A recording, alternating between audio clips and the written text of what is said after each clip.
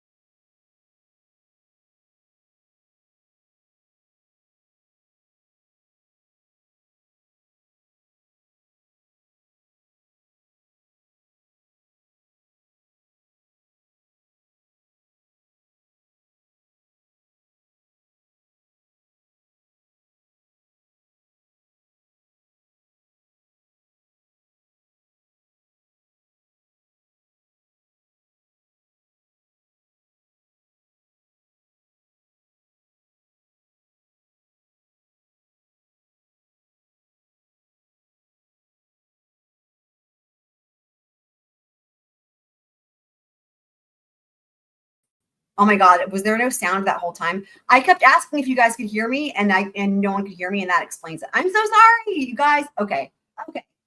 Sorry about that. I was like, y'all didn't hear me, but I started the live stream and I was like, StreamYard looks different. I wonder if I have any sound because something looks different. Anyway, thank you, Maisha. Sorry, guys. Okay.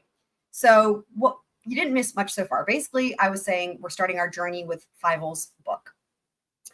And before we get into Fievel's book, let me just unshare, reshare. Welcome everybody, and thank you for listening and being able to hear me rather. Hold on just a second here.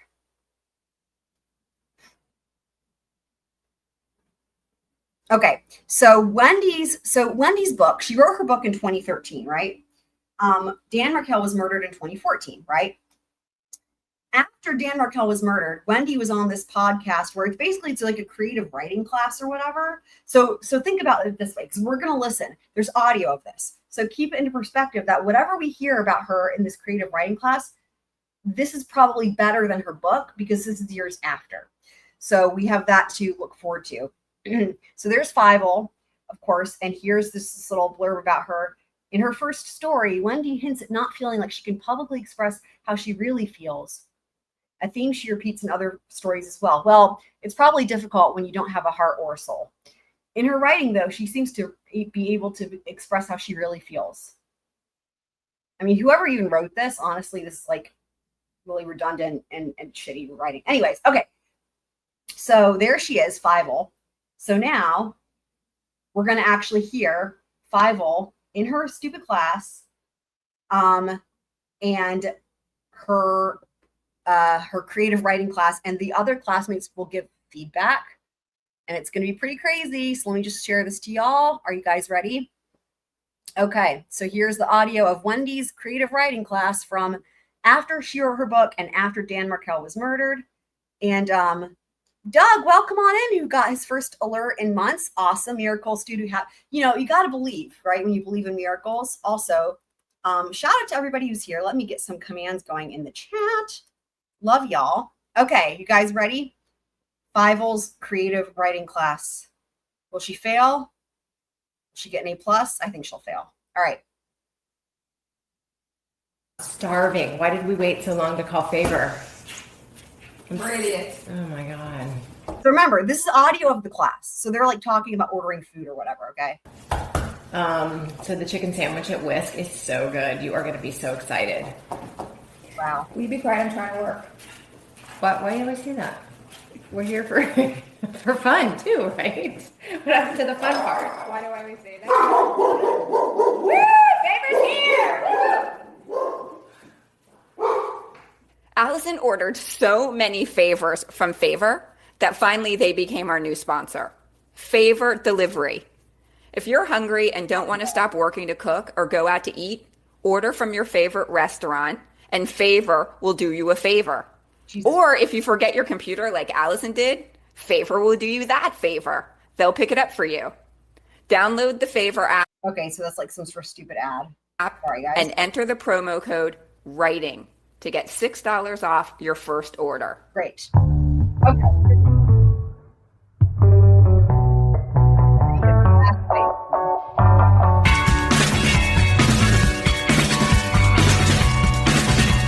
This is Writing Class Radio.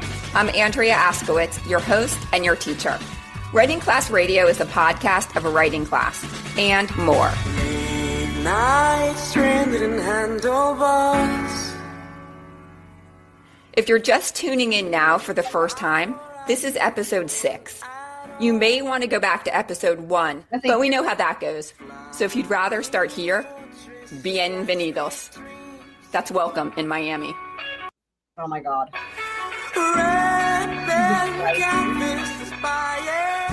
Turning the volume down. The purpose of Writing Class Radio is to connect with people who love stories and who get inspired by hearing other people tell their stories and who want to learn a little bit about how to write their own stories. In each class, I give 2 writing prompts. I'll say something like, a time you made a choice. Okay, we're going to skip ahead a little bit past this intro. We want to get to the Fievel. The Fievelness. Cast works.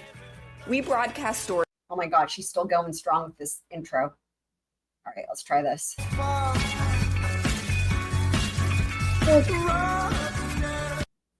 I'm muting it because the audio, okay, in case songs. I've heard many authors say, each story wants to come out in its own way. I've always cringed at that idea. The cringe part for me is the personification of a story. Oh my God, this part, this is cringe in and of itself. Let's go ahead a little bit more. We just want the Fievel. You want to write your story. But I'm starting to understand that notion in a big way because each episode of this Oh my fucking God, this is crazy. Why is she still doing an intro? That makes no sense. Or Yes, that's perfect. writing a podcast, writing anything is an exercise in starting over every single time. Writing is facing a blank sheet or a blank screen. And writing is trusting the story will come out the way it wants to. Today on our show, we're going to give you Wendi the way she revealed herself in the first semester. Fievel. In our first class, I gave the prompt, how are you really? Wendi wrote about her ex-husband's murder. Here we go, guys.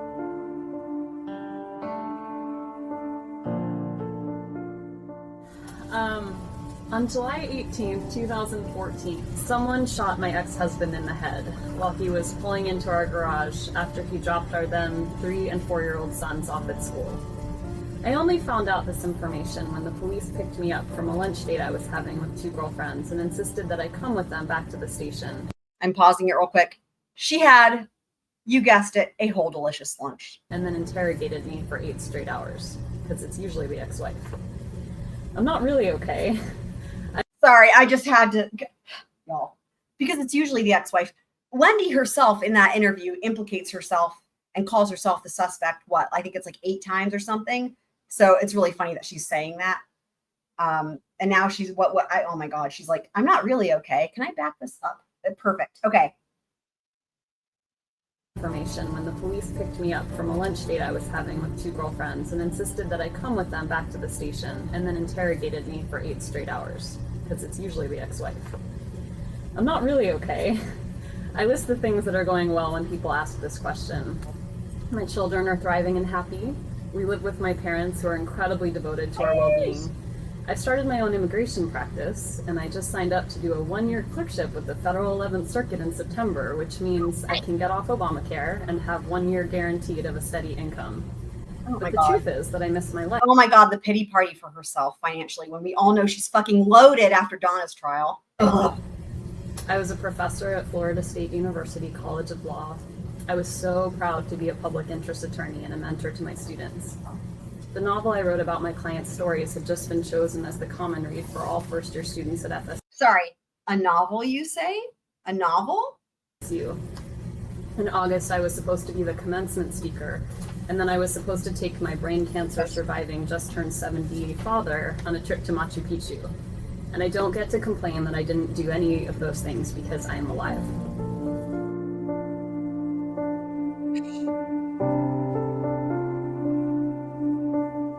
So for anyone who wasn't aware of this, Wendy's whole reading at commencement thing was ruined because of, I think it was actually, wasn't it because of Dan's murder? Someone in the chat remind me. But in other words, what she said, it's Wendi being classic Wendi, right? Like she's like, oh, I didn't get to do this and that. And what are the things she's naming? She's naming, I didn't get to read my book at commencement, right? That's the first thing she names. And then she mentioned taking a trip to Machu Picchu as if like, I didn't care about that, but it's like the opposite is true, right? She really cared about the commencement thing with her dumb book, which we're going to fucking read here very soon. But there was some, hold on, let's see here. I feel like it had to do with Dan's death, wasn't it? Let's see here.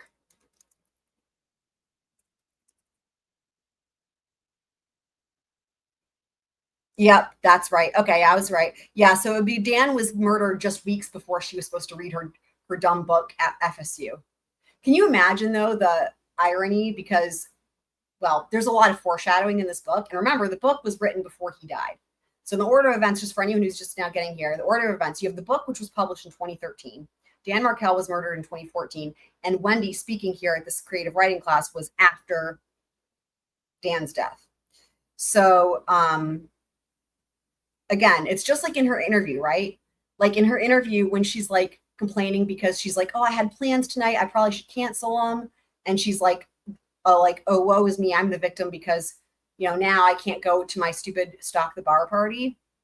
You know, it's a lot of that where this is the same thing with this commencement. She really wanted to read her book at commencement. And it's just funny that she mentions that. Like she's still harboring resentment and trying to play the victim with it all these years later. It's pretty insane. First we got divorced, then he got murdered. Yep. Yeah. Classic, right? She gives you all the answers. She really does. I can't wait to watch her interview again as well. Okay, back to her talking. Thank you. Thank you for reading and telling us that and writing that. Oh my God, y'all. You guys. Oh my God. Oh my God. Sorry, I had to back it up. And then I was supposed to take my brain cancer surviving just turned 70 father on a trip to Machu Picchu. And I don't get to complain that I didn't do any of those Hang on. Harvey never had brain cancer. Hold the phone. Have you guys, dude, how much is she willing to fucking make up here? Because Harvey never had brain cancer. What? I just backed it up again. Hold on. I was a professor at Florida State University College of Law. I was so proud to be a public interest attorney and a mentor to my students. The novel I wrote about my clients' stories had just been chosen as the common read for all first-year students at FSU. You're writing a novel about your clients. In August, I was supposed to be the commencement speaker, and then I was supposed to take my brain cancer surviving just turned 70 father on a trip to Machu Picchu. And I don't get to complain that I didn't do any Since when did Harvey have brain cancer? of those things because I am alive. Like the opposite. Yeah.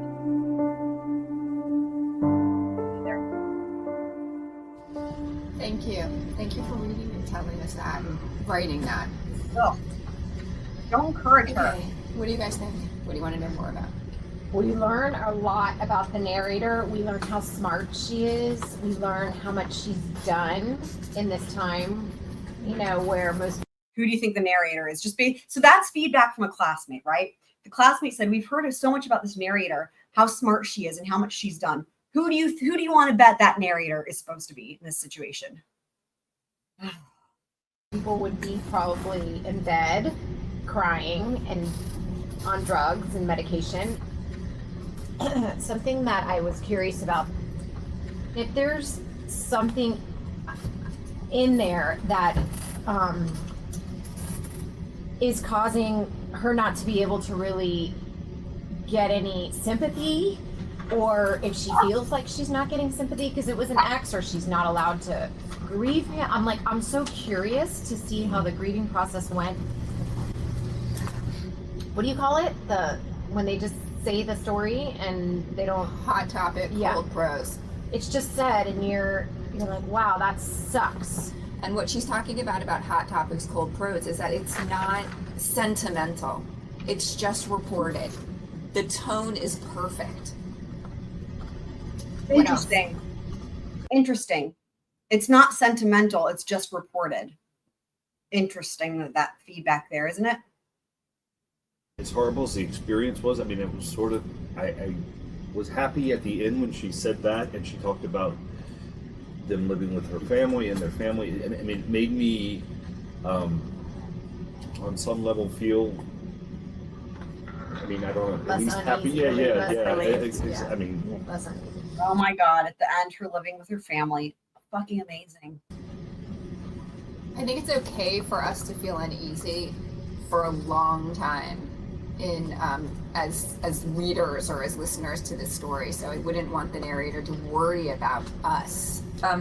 The thing that I think this story is really about, and it might change, but I think it's about, the line that really struck me is, I don't get to complain because I'm alive. It was hard not to get up to hug Wendi. It was hard to not ask personal Gross. questions. And it was hard to not ask detailed questions about the crime, like who murdered her ex-husband and why. Wow. But we're not the podcast serial. Our job as editors is to give feedback on the writing, to tell her what hit us and what we want to know more about. Wow. After taking in all the comments, Wendi worked on her story at home. 2 weeks later, she came back with some of the answers to our questions. Oh boy. In her first story, she hinted at not feeling like she can publicly express how she really feels, a theme she repeated in this next story. In her writing, though, she seems to express how she really feels.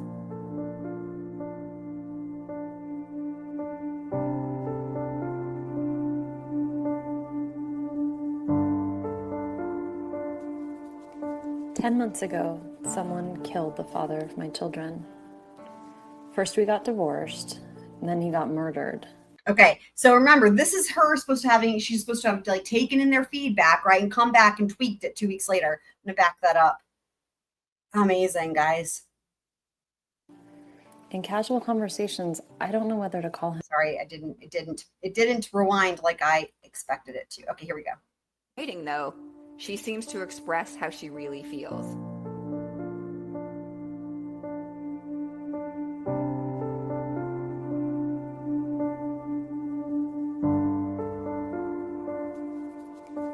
10 months ago, someone killed the father of my children.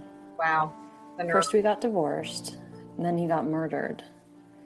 In casual conversations, I don't know whether to call him my ex-late spouse or my late ex-spouse. See, that to me sounds like, okay, Bible psychology. To me, it sounds like when she's saying that, this is the gaslighting, right? Like she's saying that knowing that normal people will like interpret that as a thing of like, how do you put one foot in front of the other? How do you cope with that? Like that takes something that's like an everyday thing, right? Like they ask you about your spouse and it turns an everyday question into something that's a challenge. And I think that's one of those, it's like a double entendre, if you will, because that's one of those little like Bible secrets. This is my personal opinion, because I think that the way that Wendi, when she says that, actually feels, and what her actual intention for only herself there is that it's just another inconvenience. It's just another annoyance. It's just another, whatever you want to call it, frustration. Because of Dan, like she's the victim. Do you guys see what I mean here? Let me play that part again. I wish I had better words to articulate this, the Bible psychology. Like think about how like how a normal person would say this and how another normal person might interpret it. But like we all know Wendy's not normal. And that,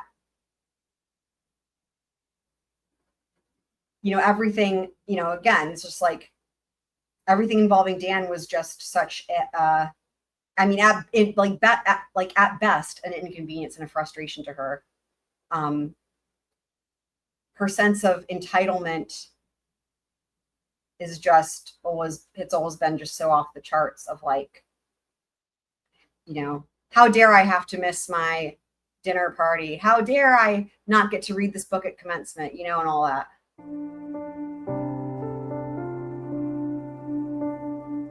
It's like here we are years later and it's like, you know, he's still impacting her daily life and she's still having to deal with the fallout. You know what I mean? 10 months ago, someone killed the father of my children. First, we got divorced, and then he got murdered. In casual conversations, I don't know whether to call him my ex-late spouse or my late ex-spouse, except that late ex-spouse sounds like latex spouse. Oh my God. Last July, someone, and we still don't know who, shot my ex-husband point blank in the back of the head as he pulled into our garage after driving our then 3- and 4-year-old sons to preschool. We married when I was in my mid-20s, when I thought I could cheat the system and marry a man I lacked passionate love for because, hey, didn't that die anyway during marriage? I saw his intellect and big heart and thought he would make a wonderful father for my children. Our marriage dissolved after the children arrived, as the loneliness of being married to someone that didn't view me as an equal crept in. I do believe he loved me the best way he knew Interesting. Projection much, Wendi? how. I mean, he didn't like fiction, so why read my novel? It was logic, not a lack of love. It feels. Oh, wow. So she's holding a lot of resentment that he didn't read her book. And we're going to read the book and we're going to see. It's really funny. She only wrote the one book. And she says it's fiction, but we all know that that's a stretch. Where I thought she was going to go with that was like, he didn't like fiction. So like, and then I don't know, something like, maybe that's why he didn't want a fairy tale life. I don't know. That's where I thought that was going. Not, he didn't like fiction. So why would he read my book? And of course, that's sarcasm. You can tell she clearly expected him to read her book, even if he didn't like fiction. Ugh. I do believe he loved me the best way he knew how. Sorry, I'm trying to back that up. Okay. I mean, he didn't like fiction, so why read my novel? That's so grotesque. That's so passive aggressive. I mean, God, can you imagine being in that class? Holy shit. I mean, and I think I would imagine he read it. Yeah, 100%. I mean, it was required reading for like the freaking freshmen and whatever. So It was logic, not a lack of love. It feels sacrilegious these days, even to suggest something less than heroic about my latex husband, because Oh my God. Wow. So she's making herself out to be the victim because it's like, oh, well, because this person died, you can't say anything less than heroic about them. So that makes me the victim. That's insane.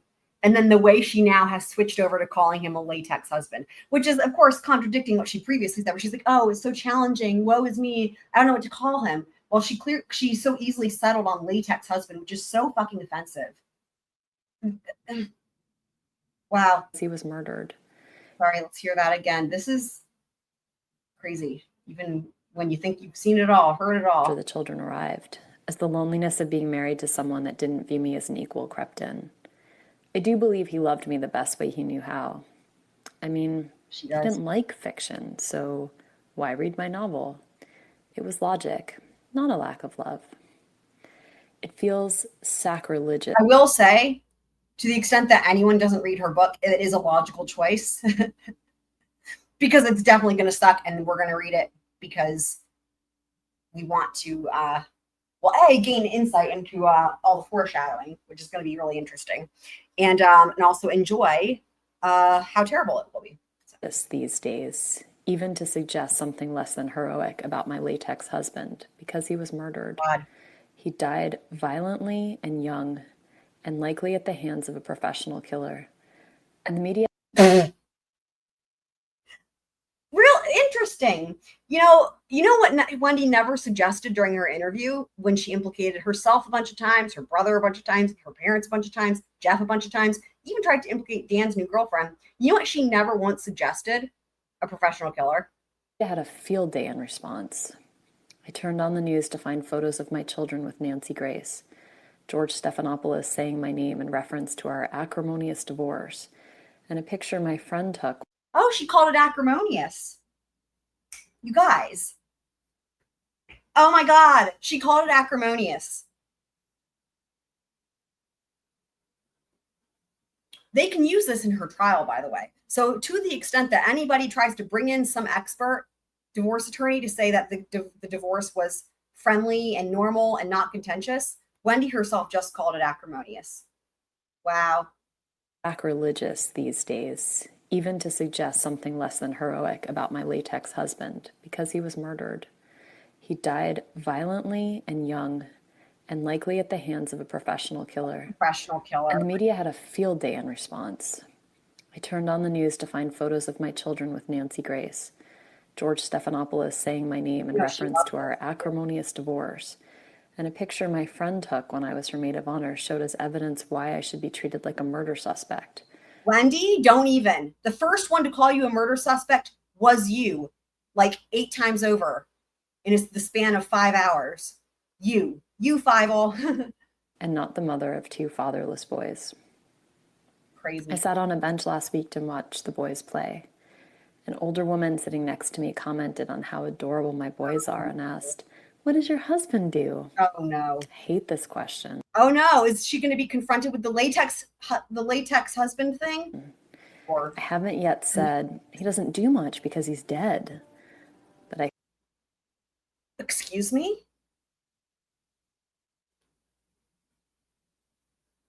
Wow. An older woman sitting next to me commented on how adorable my boys are and asked, "What does your husband do?" I hate this question. I haven't yet said he doesn't do much because he's dead. Wow. But I think it sometimes. Wow. I find when I tell people that my children's father died, they feel sad. But when they ask the follow-up questions and find out we weren't married, they seem to feel better. I don't. Oh my God. Wow.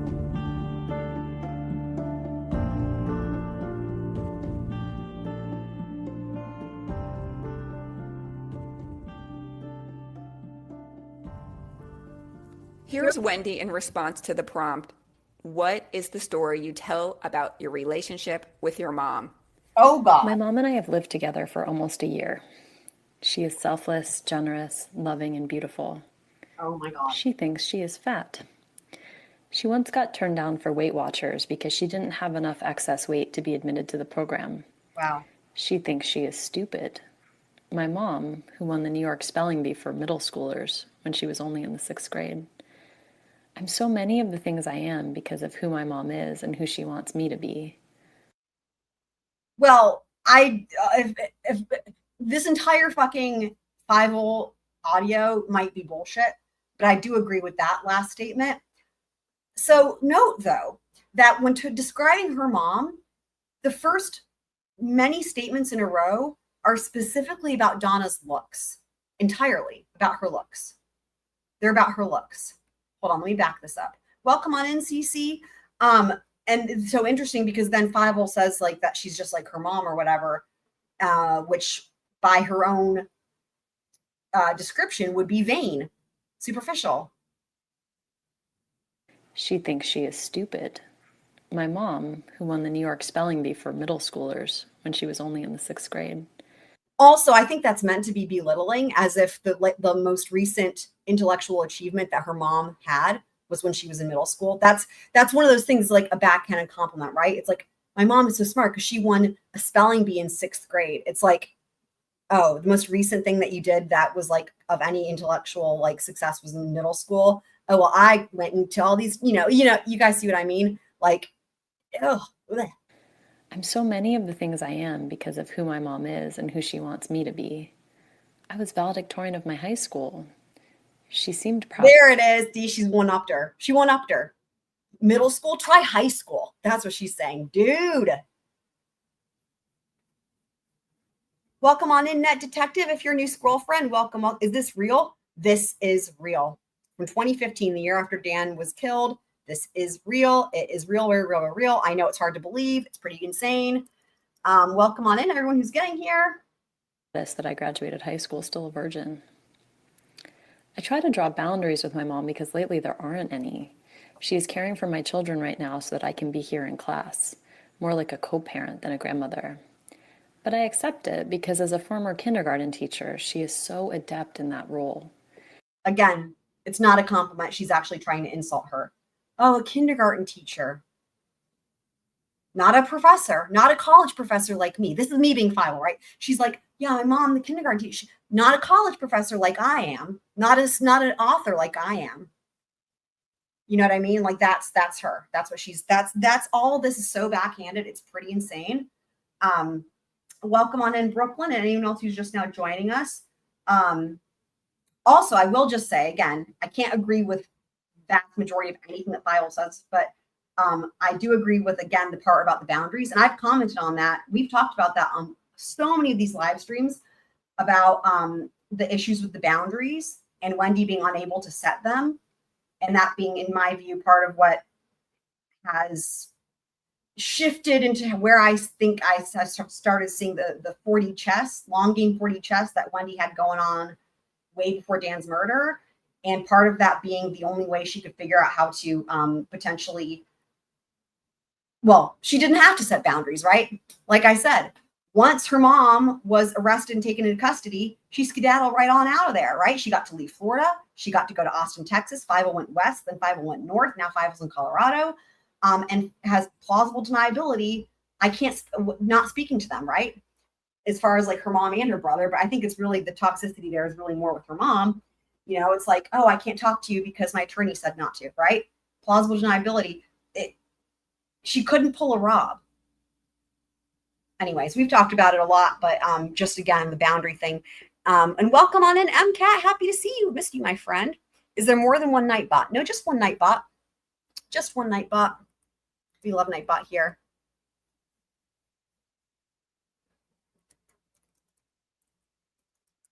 And for anyone who's new, the commands are available to anyone and everyone. And Nightbot will put a link in the chat for y'all. There we go. All right, here we go. Back to the audio. She taught my boys how to recite the 44 presidents, just like she taught me when I was 4.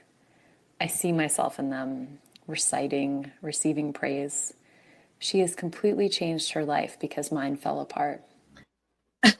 Oh, wow. I have thoughts on that one. Also, as far as the president's thing, I forget who it was, but one of the somebody came on STS recently, and it was one of the friends who's really close to this whole case. It might have been Stephen Webster, maybe, but they were saying that this whole thing with the presidents, it was like a party trick that Donna had everybody do. So she did it with Wendi, and she did it with the grandkids, and it was like probably more so to make herself seem like, for Donna to seem impressive, like, oh, I taught them to do this, right? And basically it was the type of thing where like they would rattle off the names of the presidents, but have like literally no idea what they were even talking about. It was just a memory thing. Like they just memorized all these names and had no idea who they were. So I just wanted to comment on that. And let me back that up a second here. She taught my boys how to recite the 44 presidents, just like she taught me when I was 4. I see myself in them, reciting, receiving praise. She has completely changed her life because mine fell apart. Again, you have to think about, this is coming from Bible, right?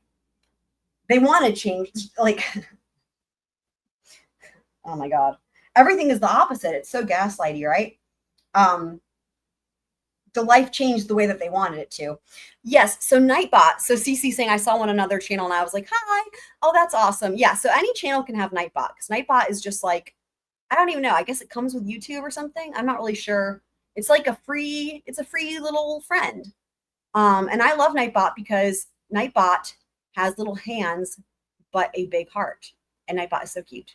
See, other channels, they use Nightbot for like moderation purposes. We use Nightbot because Nightbot is cute and adorable and welcomes everybody on in and is a squirrel friend, basically. So, yeah.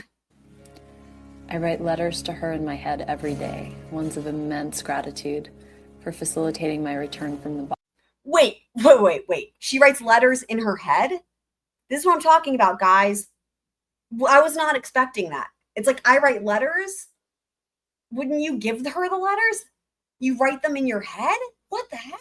But I accept it because as a former kindergarten teacher, she is so adept in that role. She taught my boys how to recite the 44 presidents, just like she taught me when I was 4. I see myself in them, reciting, receiving praise. She has completely changed her life because mine fell apart. I write letters to her in my head every day. Remember, this is from 2015. They're not in custody. None of them are in custody. In fact, no arrests have been made yet. You write letters to her in your head every day? God, that is on another level. I wish, if I knew a psychologist to come in and like analyze that, that is wild. And it's even more wild to say that out loud if you're 5-hole, and to think that normal people will hear that and think that that's normal. Even just linguistically, that doesn't make logical sense. I write letters to her every day would make sense, but I write letters to her in my head every day? When they live together? Why aren't you giving her that is crazy.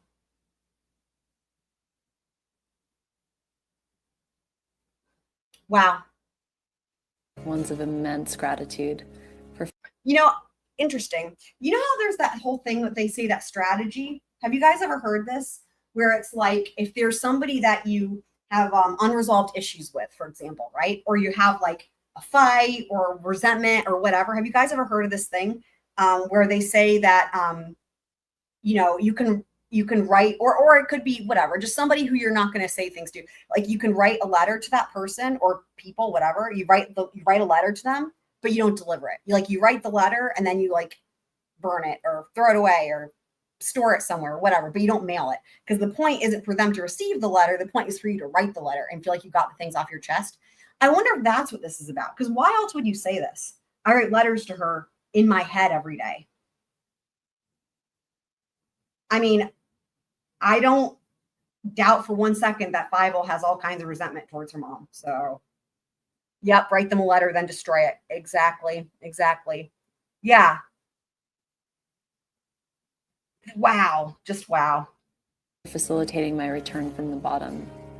But when we speak, in the few fleeting moments when the kids or my dad don't need something, it comes out like, is the dishwasher clean? And if not, should I run it? Or something else inconsequential about laundry or groceries. Laundry, you say? Do you ask your mom if she's been washing any money lately? or aspects of daily life. Possible.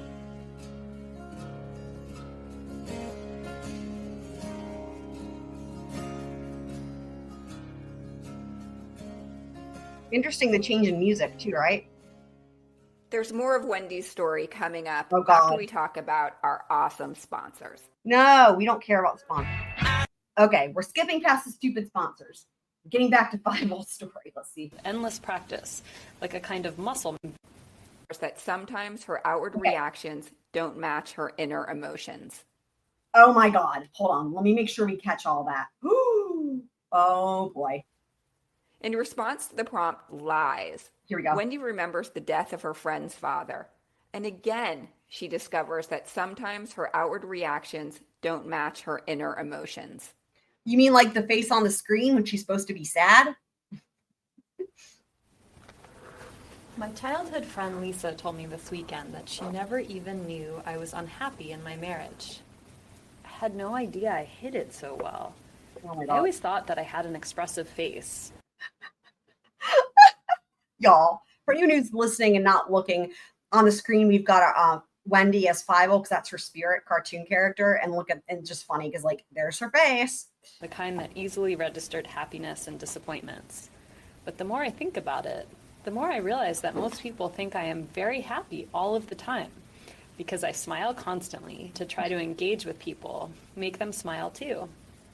I think this face is a kind of mask that I wear out of a life of endless practice, like a kind of muscle memory for the face.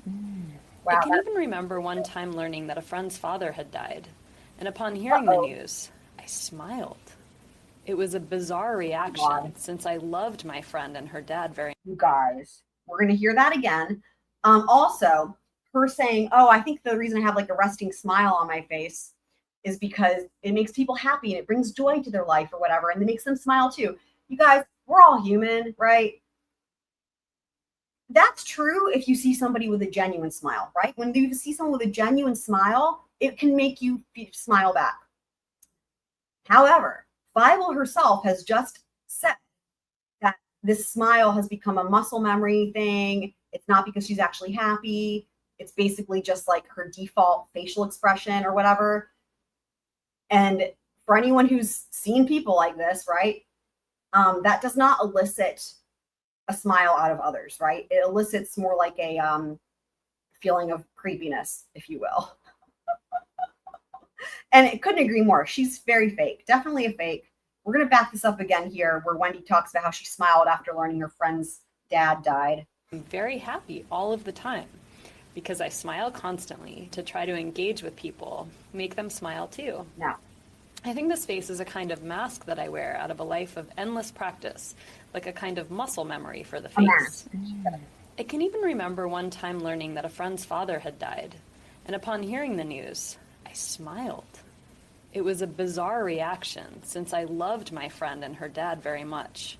We were 13, and I remember him making pancakes for us many a Sunday morning after a few of us slept over.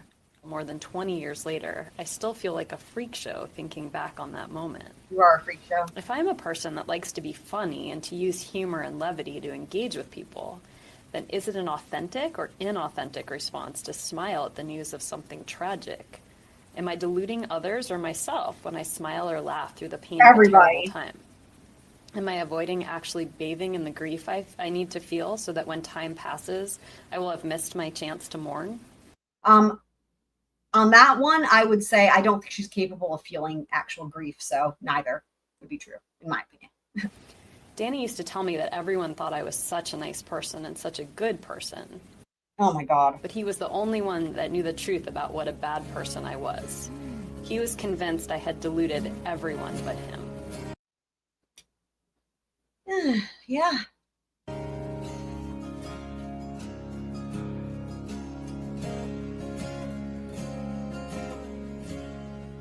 And later in the same class, I gave the prompt, your last intimate moment. It's just Oh God. be intimate when a man cries in front of you while you hold each other, and it Oh God. You guys get your puke buckets ready. was, but I wasn't crying. Sometimes I feel like I'm all cried out. This year I told my small children that their father was dead and wasn't ever coming back. And a few nights ago, when a beautiful man.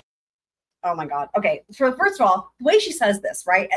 It's just like in her interview. And it's just like this entire time we've been hearing her talk. A few nights ago, I told my small children that their father was dead and wasn't coming back. She said that as if she's making a fun, happy announcement at like a birthday party. And again, one of the weirdest things about it is the fact that she expects people, like she somehow thinks that people are going to hear this and think it's normal. That's the weird thing. Okay, I rewound it. And later in the same class, I gave the prompt, your last intimate moment. It should be intimate when a man cries in front of you while you hold each other, and it was, but I wasn't crying. Sometimes I feel like I'm all cried out. This year, I told my small children that their father was dead and wasn't ever coming back. And a few nights ago, when a beautiful man teared up in my arms, I wondered if I could ever cry at something beautiful again. I shared a piece of writing with him I was trying out for class. It describes a scene where I'm immensely sad. He tells me he was initially impressed with all that I have accomplished, but now he's more taken with what I have endured. I appreciate his words and wonder, why can't I be that woman on the spot?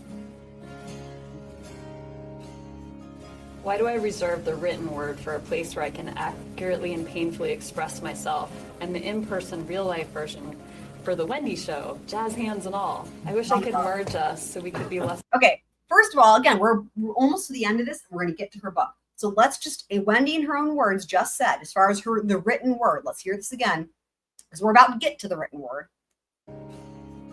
Why do I reserve the written word for a place where I can accurately and painfully express myself? Okay, so in her stupid book, she's saying this is where she can accurately express herself. And the in-person, real-life version for the Wendi show, jazz hands and all. I wish I could merge us so we could be less of a weirdo. Why are they laughing? Ew. I think Wendy's working on a bigger story, more than just what happened, which was that her ex-husband was murdered.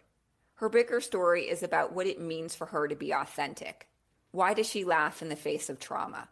Does everyone? Or is Wendi wearing a mask she wants to take off?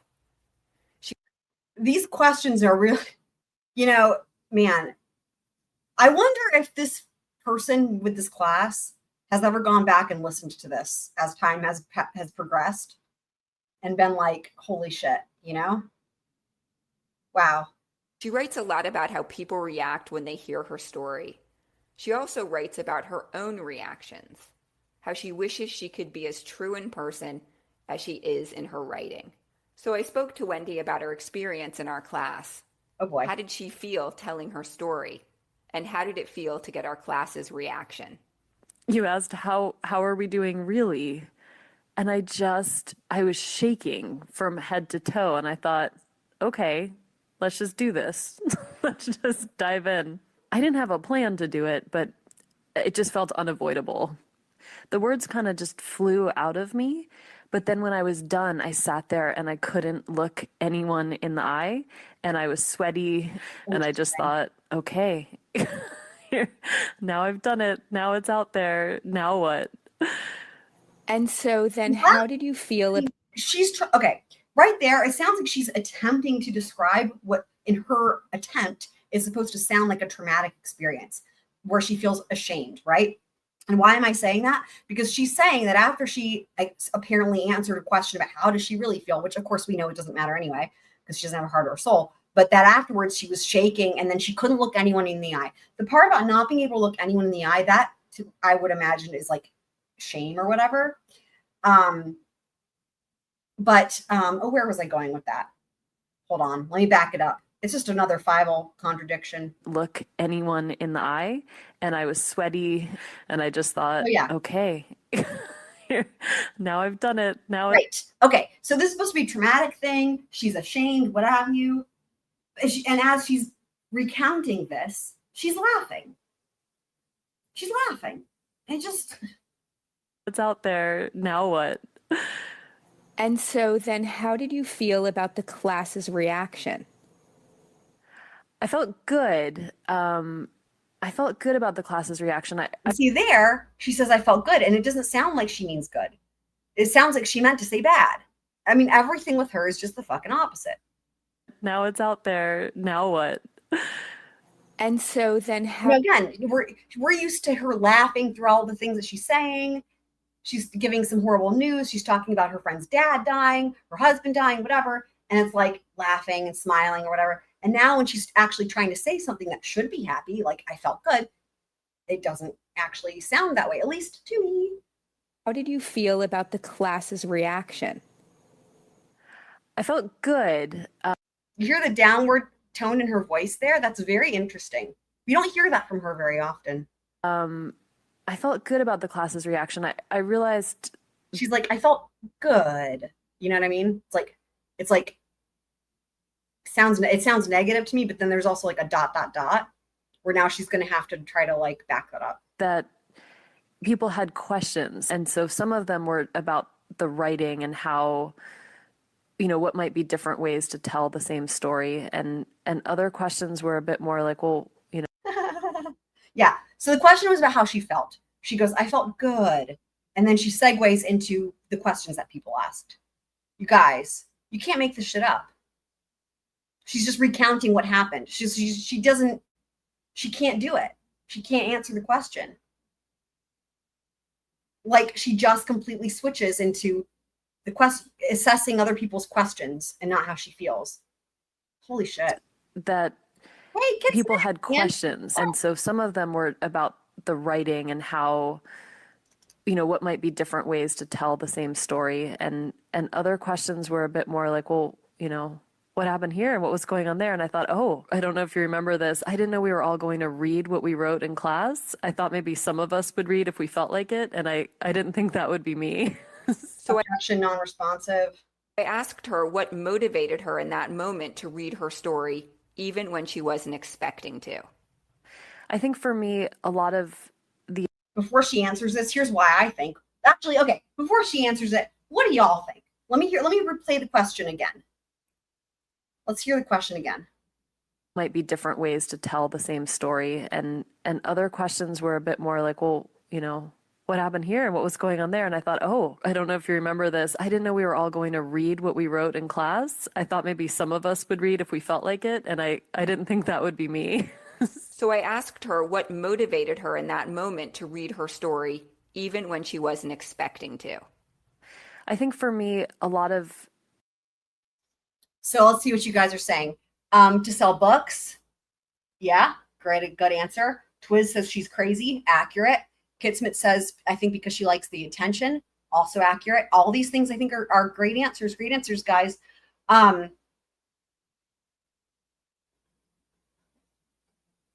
I think also, how to say this? I think also from the from her, the five psychology, right? Like, I think that for five psychology, for her to be put on the spot like that, like, oh, read part of your book or whatever, and for her to be like, no, that's okay, and to deny it, I think that would, I think it's an image thing as well, like that would not, that doesn't support or match the image she tries to portray to people, right? Like that would give an impression of being self-conscious or having a lack of confidence. Whereas she tries to come across as the smartest, best, most experienced, most fiveliest person ever, right? I added that last part. And she takes after her mom who won a spelling bee in the 6th grade. So there's that. So I think it's sort of like, I think that's add to the ego is the word. That's the word I'm looking for. It's her ego, right? Because yeah, anyway, hopefully, but I agree with everything you guys are saying for sure. So just for the record, no, Portland is not on fire, nor is it a war zone. Are there reports of that? Y'all know me, I'm not in the loop. I have not heard anything, but y'all can let me know. So, okay, we're nearing the end of this Fivel audio. the additional pain I felt on Also, top true. of 100%. the murder and everything All the above. associated with, was it felt unfair that I couldn't at least tell my own story, that the story got told for me. So I think there was an aspect of empowerment, of being able to say, no, this is my side of the story. This is what things looked like from my perspective. Flying. Oh my God. Okay, that's the end of that. So now, the moment we've all been waiting for. The moment we've all been waiting for. Hang on, let me unshare, reshare.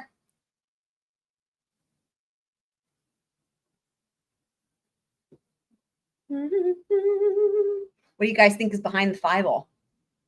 We've got the Fivel, and then the Wendi. I can't take much more. Yeah, I know. It's tough. Okay, so let's just see what we got here, guys. Are you all ready? Are you ready for our first installment? Bam. And thank you also, Do Need Some Z's, for on the last live stream, bringing our attention to the back cover of the book, where she does credit her dad for taking this picture. And as I was doing timestamps for that last live stream, and I got to that part, I was thinking about it more, and I was like, trying to imagine this moment when it happened in real time. When Wendi is like, hey, Dad, and remember, we now have heard for the first and only time, Wendi say something about Harvey had brain cancer. Y'all. Anyways, so, hey, Dad, who's just surviving brain cancer, according to Wendi, right? Or whatever. Like, I need to take a picture for my book. And he's like, okay. This is just me imagining how this went down, right? And it's like, what should it look like? And it's hard to kind of tell. Is this supposed to be her hand, or is that pages of a book? I think it's supposed to be her hand. It's like, I know. Here, I will put my extra blue contacts in. And don't worry, if they're not blue enough, you can always edit it and put a filter and make it even bluer. We want to make sure those eyes are popping. And I'm going to put my hand in front of my face, all like what do you even call this, guys? It's like a claw of sorts. I mean, and then who thinks this is a good idea? And then who says, yeah, that's a great idea? I'm just trying to picture how this conversation went down. And how do you think they described this pose to each other? How do you call this? What do you think that they were going for here? Or what? Well, I mean, we know how this is going to look to normal people. What do you think that they thought this would look like to normal people? I'm so curious.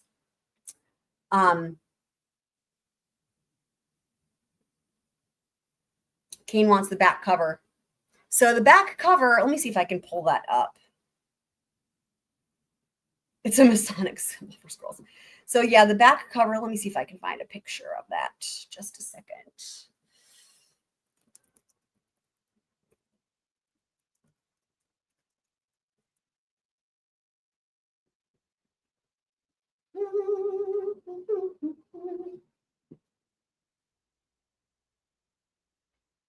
Can I make that big? That's what she said. Aha. Okay, hold on just a sec.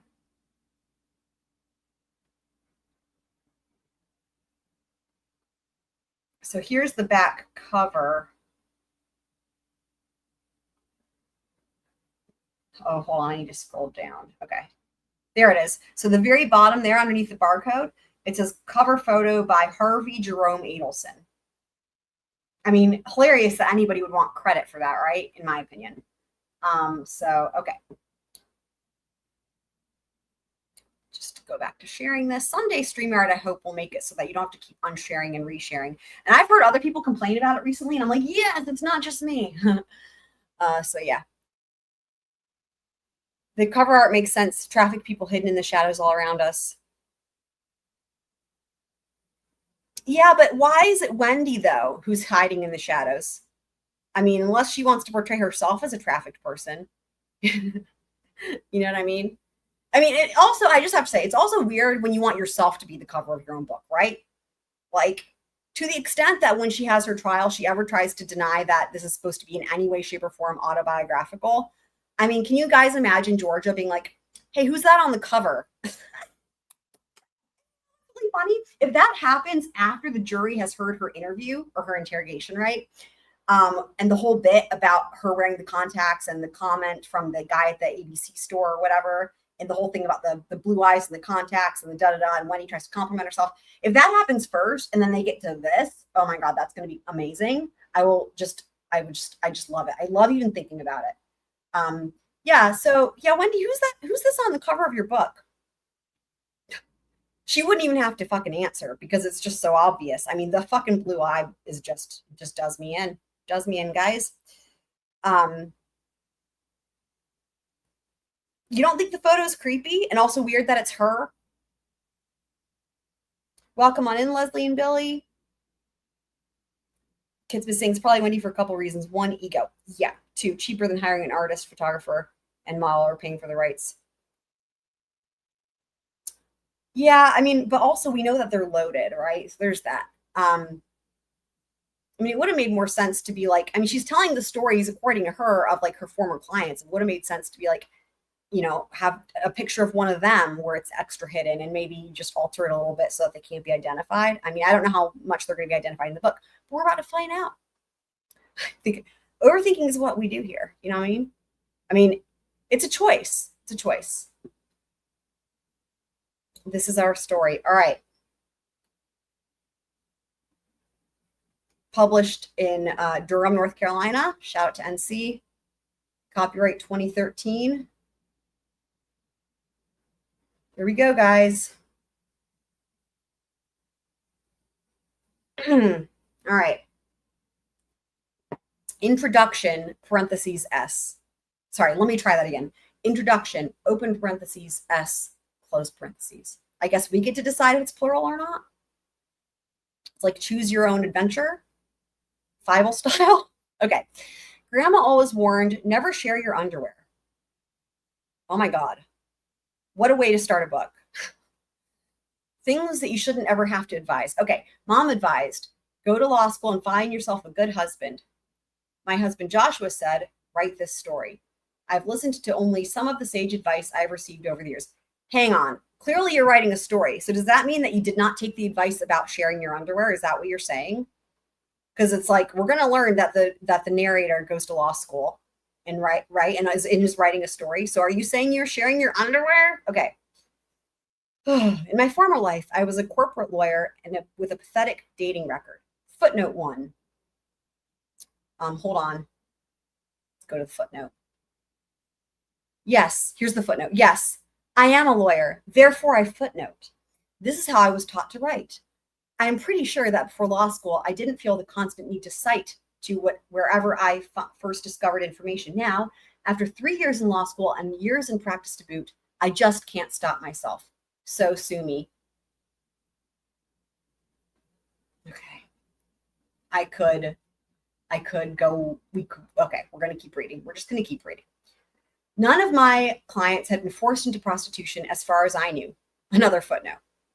Footnote 2. I mean, lots of them didn't seem to have any scruples at all. Wow.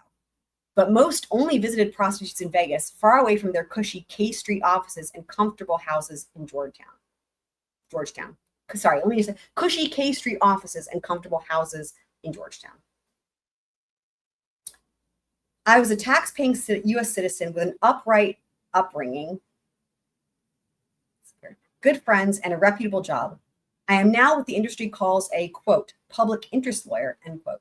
Now, I know the reputation that lawyers have, and I've heard all the jokes. I've also had honest conversations with people from all walks of life about the kind of law that I now practice on behalf of some of the most marginalized and defenseless people in our communities, and it is a very different kind of practice. When I talked with my husband about writing this book, I told him that I wanted to start, okay, so, and we just listened to the audio. Interesting, right? The whole thing about how Wendi, you could tell she was really holding resentment that Dan never read her book, right? And here, this narrator is saying, is like, sounds like she's portraying it as if the husband is a big part of it, right? The husband really encouraged her to write this book. So it's just interesting. Remember, this book was published in 2013, so a year before Dan Markel was killed. So when I talked with my husband about writing this book, I told him that I wanted to start my part of our story on human trafficking with statistics and hard facts about statutes and international agreements, about the intersection of law enforcement, state agencies, and service providers and how they fail to coalesce. My husband has convinced me, and I think rightly so, that you as an audience don't really want to hear about all that. And we have another footnote, footnote 3. If you do, well, then I smell a sequel.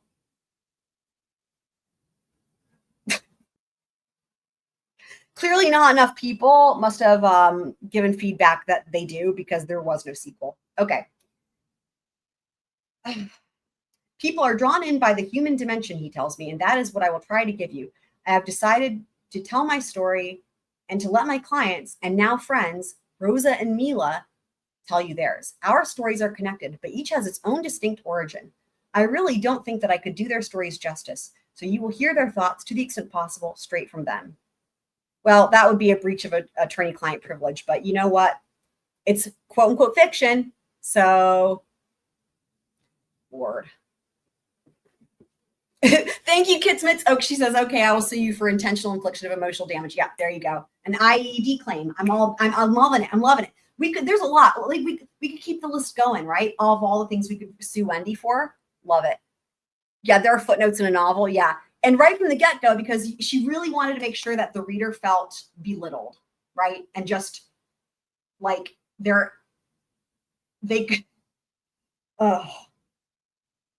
just trying to impress. That's it, right? Crazy. Wait, that second footnote doesn't make sense. I don't think the third one does either. Isn't this supposed to be a novel? Well, that's part of why we're reading this, right? Because Wendi's calling it fiction and a novel, but like we all know there's a lot of autobiographical things in here to where it's almost the running joke, right? It's like the running joke that like Wendi basically changed the names of the characters and changed the name of Tallahassee, and like it's basically autobiographical. So and then she calls it fiction. So I mean, it depends on who you're asking. If you ask Wendi, she's calling it fiction. If you ask Georgia Kappelman, she's going to say it's an autobiography where they just change. Like, you guys, I mean, in real autobiographies, right? That's like par for the course, right? If you write an autobiography and you write it in the first person, but you're going to talk about your friend so-and-so or whatever, you change the names of those people, right? Or you might change the name of a city, but like that doesn't matter, right? That's not the substantive material, right? The events, the feelings, whatever, the perspective, all that is legit and autobiographical. Like that's normal. Like my understanding is that that's what this is, but again, that's why we're going to find out from reading it. And I mean, so far this has Wendi written all over it, right? What is it published as? It says fiction, I believe. Hang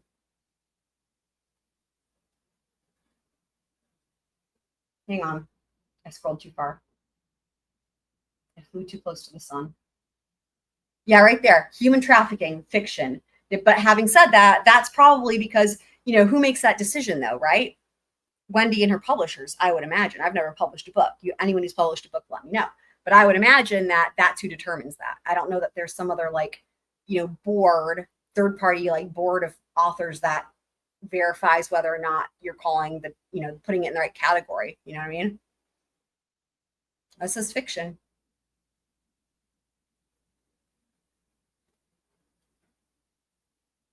Okay.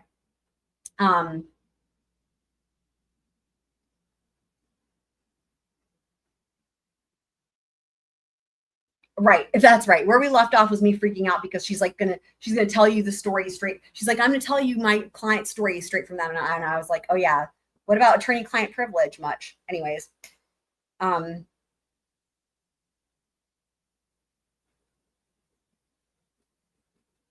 So Kits is saying autobiography is nonfiction, memoirs are not. Yeah. And I'm well aware. Memoirs are nonfiction. This is published as fiction. Yeah, I know. I don't know how, I mean, maybe people, it wouldn't surprise me if somebody who publishes a book gets to choose what category they put it in. Have you guys ever been on, as an example, ever been on Amazon where it's like, you're looking up a thing, whatever the thing is, right? And then at the top, it's like number 1 in, and it puts a category, blah, blah, blah. And you're like, what? That's not at all the category of this thing, right? I mean, this happens to me all the time. And it's like, whoever is the seller of that thing chose to categorize it as such for whatever their own reasons were. but like that's not what anyone else would interpret it as. I don't know if that's a good example or not, but that might be a way to think of it. Okay. Despite all that they have been through, and you will see that it is more than anyone should ever have to deal with, Rosa and Mila want their stories heard. They want to know that they did not suffer for nothing. Our collective hope is that you will read this book and you will learn that the trafficking and exploitation of human beings is going on all over the world and all over the United States. You will see just how easily the same situation could happen in your own community. We hope that if you get to know Rosa and Mila, you will see that we are 3 women who wouldn't have otherwise met if not for the bizarre confluence of events that led us to convene in the small, wonderful town of Hiawassee Springs. So that's the one that's supposed to be Tallahassee, but she called it Hiawassee. Interesting too, this whole bit, right? The narrator is the third person. Earlier in this introduction, she talks about like, she's made some sort of jab at people with prostitution, right? And them not having a lot of scruples. And then interesting how she's like coming from a perspective here, or in this introduction of like, trafficking is normal and people are exploited everywhere. But then when it comes to her involvement, right? You will see that we are 3 women who wouldn't have otherwise met if not for the bizarre confluence of events. So it's like, I don't know, in my mind, this reads as like, again, and also it's because I know Fievel, right? But it's like, she's too good. She would never have bumped into people who would be prostitutes, even if they were trafficked and that's how it happened. You know what I mean? It's like too good for that or whatever. Anyways, a bizarre confluence of events that led us to convene in the small and wonderful town of Hiawassee Springs. Grab some popcorn and some tissues. It is going to be quite the ride. Wow. I've never seen this in a book ever where it says that, like in the introduction, it is going to be quite the ride. That just is so cringeworthy. What do you guys think of that? It's as if a book, I mean, just to think of an example, a book were to be like, this is going to be your favorite book of all time. It's like, you can't say that to the reader. That's so cringeworthy. Okay, I don't know why it won't stop doing this thing. Make it stop. Okay, perfect. Okay. There's the footnotes, which we've read. All right, origins. Welcome, Alexi. Happy to see you. New Squirrel Friend says, I have this book. It's a sickening book. Charge her for that alone. She's acting like a bleeding heart. Give me a break. She's better. Couldn't agree with you more. And I struggled with this decision because for anyone who knows me, I've been following the Adelson case for years. I have a very special viewpoint on Fievel, I guess you could say, to where, anyways, you guys have heard me talk about it a lot. And I struggled with this decision. And I have struggled with this decision for long, like to buy Fievel's book or not buy Fievel's book because I like don't want to support her and like duh.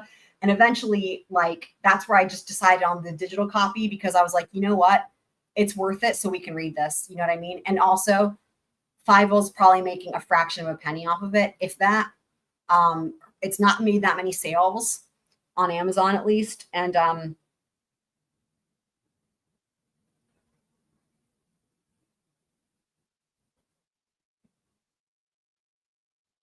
right, great point there as well, kids. Let's grab some popcorn for a book about human trafficking. I have to just say, this really is that's just so on par with Fievel, right? Who just, for anyone who's just now getting here, at the beginning of the live stream, we listened to the audio from Fievel, Wendi, doing her creative writing class where she told the story about how when she was a little kid, her best friend's dad died and she smiled. Her reaction was to smile. So, given what we know about Fievel, it's really on par, she's in her interview after Dan's death, laughing, oh, same thing in her interview we just listened to, the creative writing thing. It's just, they even talked about how her expressions are not appropriate for things that are happening. So this is really just on point for her, really. So everybody welcome on in, Alexi. And we had a couple other new Squirrel Friends as well. So welcome everybody who's new and also welcome everybody who's not new. Love you guys. All right, so origins, here we go, people. Chapter 1, Rosa Hernandez. I don't know how to pronounce the city, but it's a city in Argentina. October 27th, 2004. I guess this is like Dear Diary. Lo siento. Sorry that I haven't written for a few days. I've been busy with school and chores. So I suppose it's like a schoolgirl type age. Seems like there was always work to do, but I guess things are no busier than they've been since my dad died. I guess you could say it's been a hard time for us, but it feels like it's always been the way it is, which is okay. We get by. Sometimes I really miss my poppy. She should have put a comma after sometimes. I miss the way he used to call me Princessa, and give me big, big hugs when he came home from work, always with his arms full of fresh pumpkin in the fall. And mommy would make it into the most delicious pumpkin empanadas. Also missing the tilde over the end there. My favorite. In the spring, he came straight from the fields, fistfuls of fresh corn for the chocolate empanadas. Again, missing the tilde that I love. I know mommy misses him too, but she doesn't talk about him much. None of us do. I'm glad that I can write about him to you and think about him. I worry that I am starting to forget. Yesterday, I was trying to remember the lines around his mouth when he laughed and the crinkles around his eyes when he smiled, and I couldn't. I was trying to remember what his voice sounded like, and I couldn't. It made me so sad. I was only 12 when he died. And Maria is so little that she remembers even less. Again, what stands out to me here is all this talk that came up, especially in Donna's trial, right, with Jeff on the stand, about Wendi being so fixated with the age of the kids when Dan passed away, right? When Dan was murdered. Let me just say that accurately. When Dan was murdered, so that they would be young enough to not remember. That's what this is making me think of, just me personally. I'm grateful that I came first and that I got to have more time with Poppy than Maria did, because she was too young to remember. That's me adding that. I started school again. I'm in grade 8. I really love school, but mommy says I may not be able to go for much longer. The fees are really expensive, and now that mommy has to work and Poppy isn't around, I may have to work more as well. I love school more than anything, and I can't imagine leaving. I understand, though, and I'll do what I have to do to help mommy and Maria. It's hard to figure out what I'll miss most. I have a literature teacher this year, Senora Martinez, and she is the best. She's tall and fair-skinned and looks like a, oh my God, I don't know, a Yankee, sorry, I'm butchering that, people, from one of those American movies. We read stories and poems, and my friend Anna and I like to read the stories out loud after school and make up voices for the characters. Anna does a great, again, the word I'm butchering, Yankee. Is this supposed to be Yankee? But like the Hispanic version? I don't know. Yankee voice. She puts together the accent from all of the tourists she has overheard by the church in the main square and can imitate them well. Hola, como estas? She drawls. Oh my God. Anna is really funny. She makes me laugh for hours, sometimes until it makes my stomach hurt, but in that really good way. I hope that Anna and I will be friends forever, and that one day we will live in houses with lots of bedrooms for all of our children right next door to each other. I will really miss Anna if I if I have to leave school. Anna is my best friend, so I'm sure she'll share. Sorry, pause. I just realized something. We were just literally talking about this and it just dawned on me. Remember the story that Wendi told in the creative writing class that we just listened to the audio of, where she talks about her best friend's dad dying, right? And that her reaction was to smile. It just now dawned on me. That's literally so far like the main thing that's happened so far in this book is this part right here is being written from the perspective of this 8th grade girl who's talking about her dad dying, and then she's mentioning her best friend here. And I'm just wondering, anyway, it's just interesting. It's a lot of kind of overlap there. Welcome on in, James. Happy to see you. Happy to see you. Oh, Empanada doesn't have one. Okay, thank you for that. Appreciate it. Interesting. Yeah, it must be Yankee.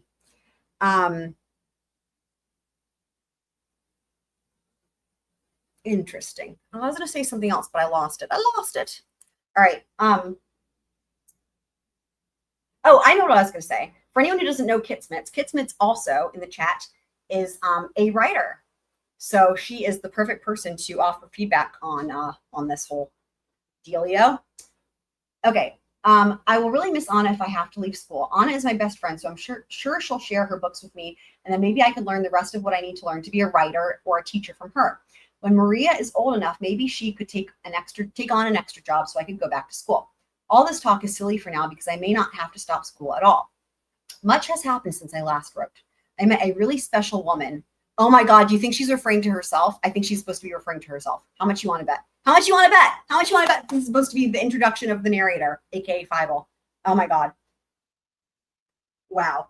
Much has happened since I last wrote. I met a really special woman. I'm going to highlight this. This is how the reader is being introduced to a third person's perspective or impression of Fievel, right? Because, you know, Fievel, aka the narrator, can only toot her own horn so much. Eventually, she's going to have other people toot her horn for her. All right. I first saw her around town, and then Mommy invited her into our house. She wears beautiful suits, you guys. I can't. I'm going to lose it. In dark colors with shiny cloth, like she is a businesswoman or like she's trying to be elected for a position in politics. Oh my God. Like the president's wife, Christina Fernandez de Kirchner. She has the biggest, most sparkly diamond ring I have ever seen.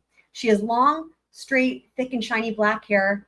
So change in hair color, as she wears pinned up in a fancy pile on her head. Fancy pile.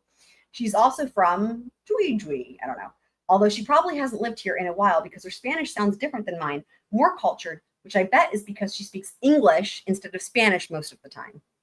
Anyway, this woman, Senora Cuenca, came to my house and talked to my mom and sister and me about how she became successful. Oh my God.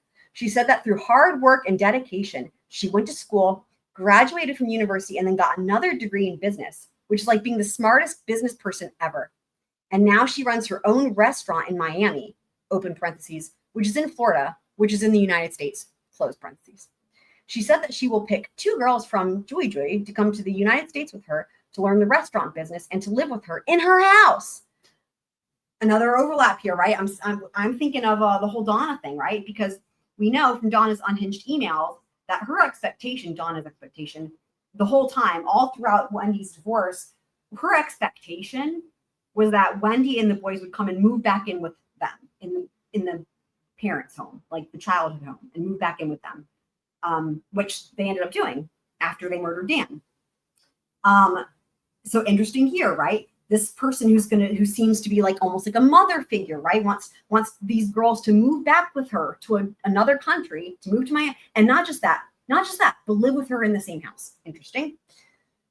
We could also attend school in the U.S. Mommy is excited for me to win as well because Senora Cuenca told her that I could earn up to $400 per week working at her restaurant, helping her around the house. Mommy couldn't believe that I could earn that much money, but Senora Cuenca gave her $5 in American money just to show her that it wasn't a big deal to her. Can you believe it? $400 per week is more than 10 times what Poppy used to make each week in the fields, even including his work on the side making leather belts. Mommy could afford to send Maria and me to school for as long as we wanted with money like that. Anna and I are so excited, and we are doing everything we can to be picked. We have been watching American movies and practicing English every chance we get. Oh, I wonder if this is supposed to be how they end up getting trafficked. Anna and I are excited about so many things about America. It is hard to know where to start. From the movies, it looks like American schools don't have mandatory uniforms, so I could wear anything in any color I liked. I'm going to wear nothing but purple. Oh, I hope the other kids will like Anna and me, and that will make lots of friends. Dios mío, I'm so excited. And then in quotes, it says, Rosita, then. Okay, so here's where my brain, see, for anyone who doesn't know, I took a lot of Spanish years ago, don't really remember it. But I'm nearly fluent in Russian, and I see this character that looks like a Y, and my brain wants to read it the way you would in Russian, and I know that's not correct. And now I'm like, oh my God, try to put it back to Spanish. Is that E? How do you say that in Spanish? The character that looks like a Y, is that E? That's E, right? So, because in Russian, that would be an U sound. So anyway, okay. Rosita, ven, E? Has la cena? Okay. Rosa's mom called her from outside, telling her to come and make dinner as she wrestled Maria out of her dirty clothes and forced her into the makeshift shower.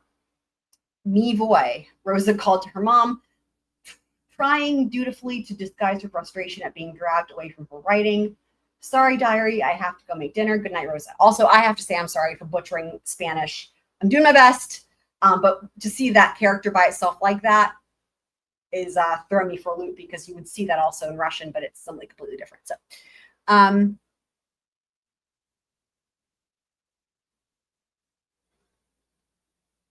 that's right. Okay. E. It's an E. Okay. So I got the E part. It means yes.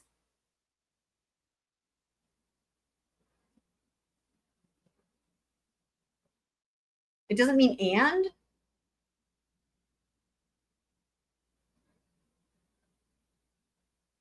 I don't even remember how to say and in Spanish. If I saw it, I would know what it is, but I can't even remember. Anyways, okay.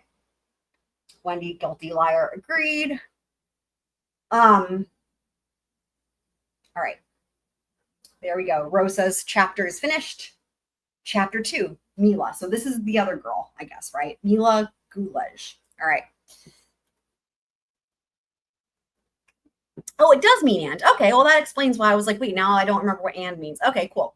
So it's pronounced E and it means and. Okay, great. Thank you guys. Thanks.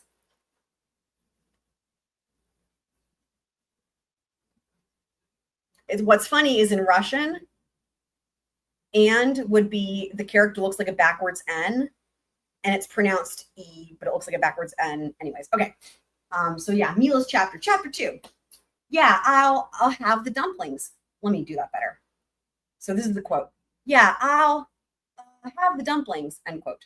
The 20-something tourist said, gesturing at the laminated menu to the picture of the meat-filled ones. Quote, my guidebook says you got to eat dumplings when in Bratislava, end quote. His friends agreed. Their 6 collective eyes glancing up, down, and all over me. Oh boy.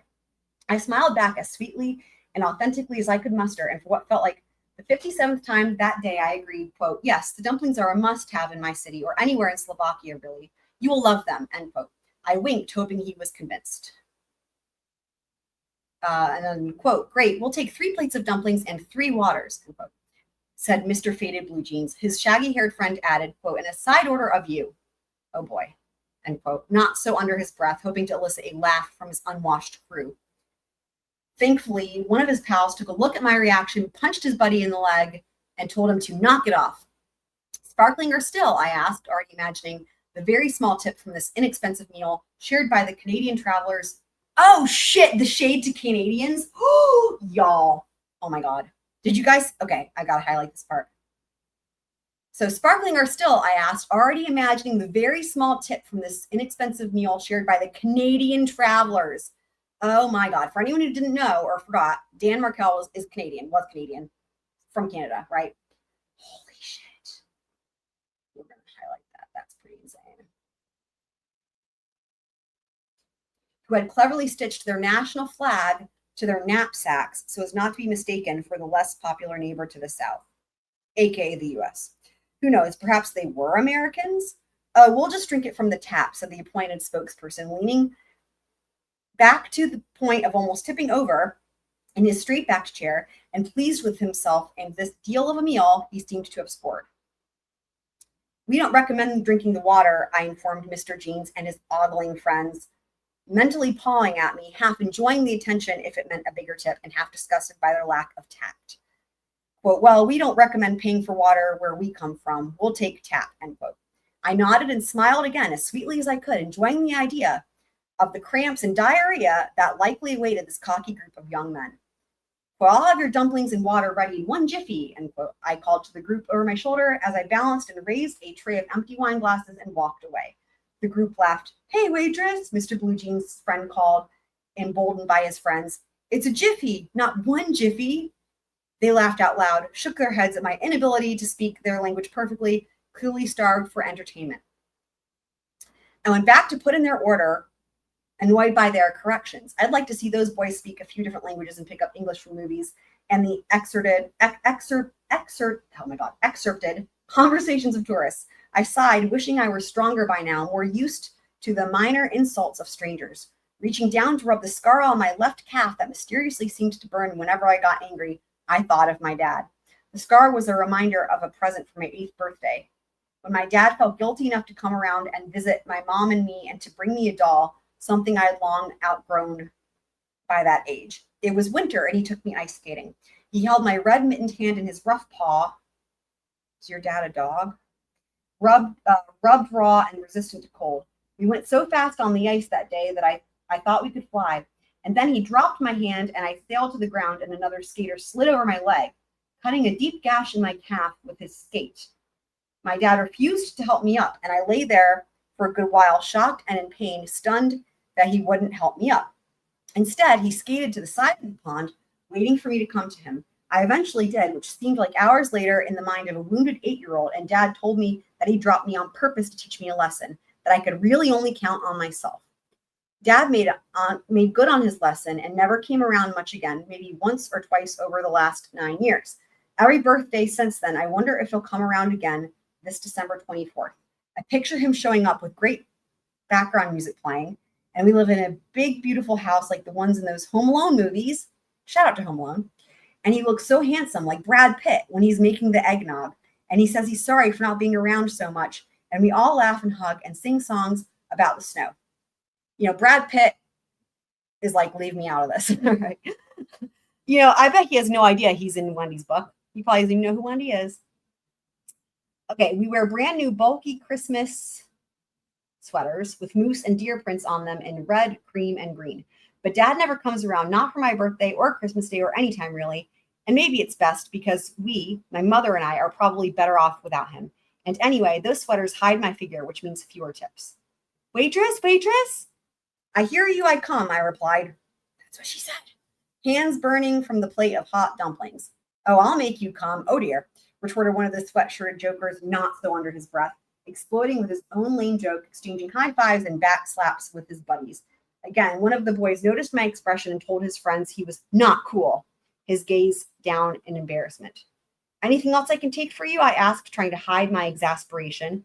They shook their heads, barely attempting to muffle their laughter, and I returned to the kitchen. Mom, I swear this job makes me crazy sometimes, I complained over my shoulder to my mother as I washed my sore hands with cold water from the sink. Patience, Mila, this is what we do. Might as well stop complaining, replied my mother tiredly. My mother, Adela, is precisely 20 years my senior, 37 now, but she looks even older than that. This August marks her 20th anniversary working at this same restaurant in Bratislava, an occasion she will likely not acknowledge and definitely not celebrate. My mother never meant to get pregnant.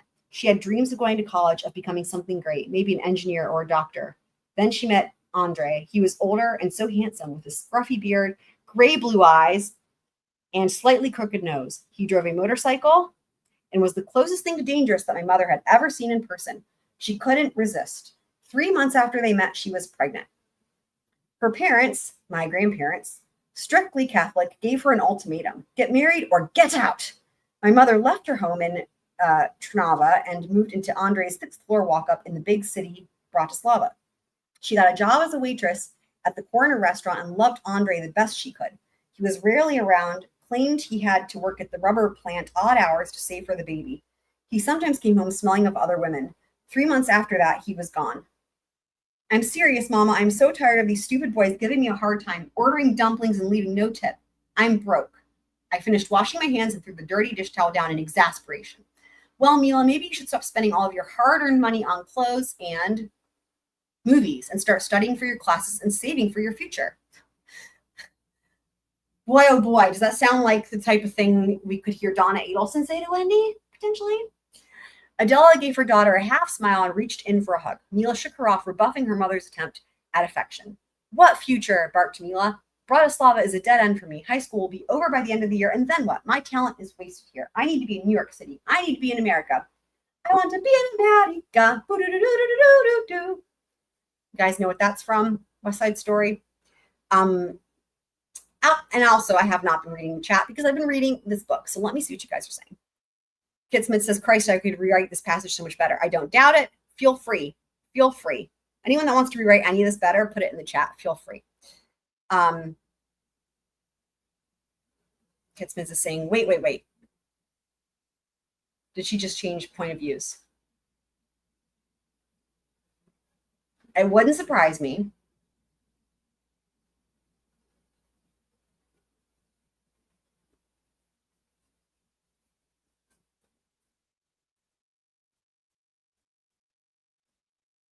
Oh my gosh, you're so right. You're so right. You're so right. You're so right. Thank you, Kitsmits. You're right. She did change. You know what's so funny is Donna did the same thing in her unhinged emails where she turned into Wendi first person versus Wendi third person. You're right. This has been first person from Mila's perspective. Oh my God. You're right. Thank you for pointing that out, Kitsmits. Brilliant. Yup. It's been first person. You're so right. Oh my God. See, this, y'all, this just goes to show you anybody could get a book published and get it on Amazon. You're right. It changed to third person. Incredible. Absolutely fucking incredible. Wow. Oh my God.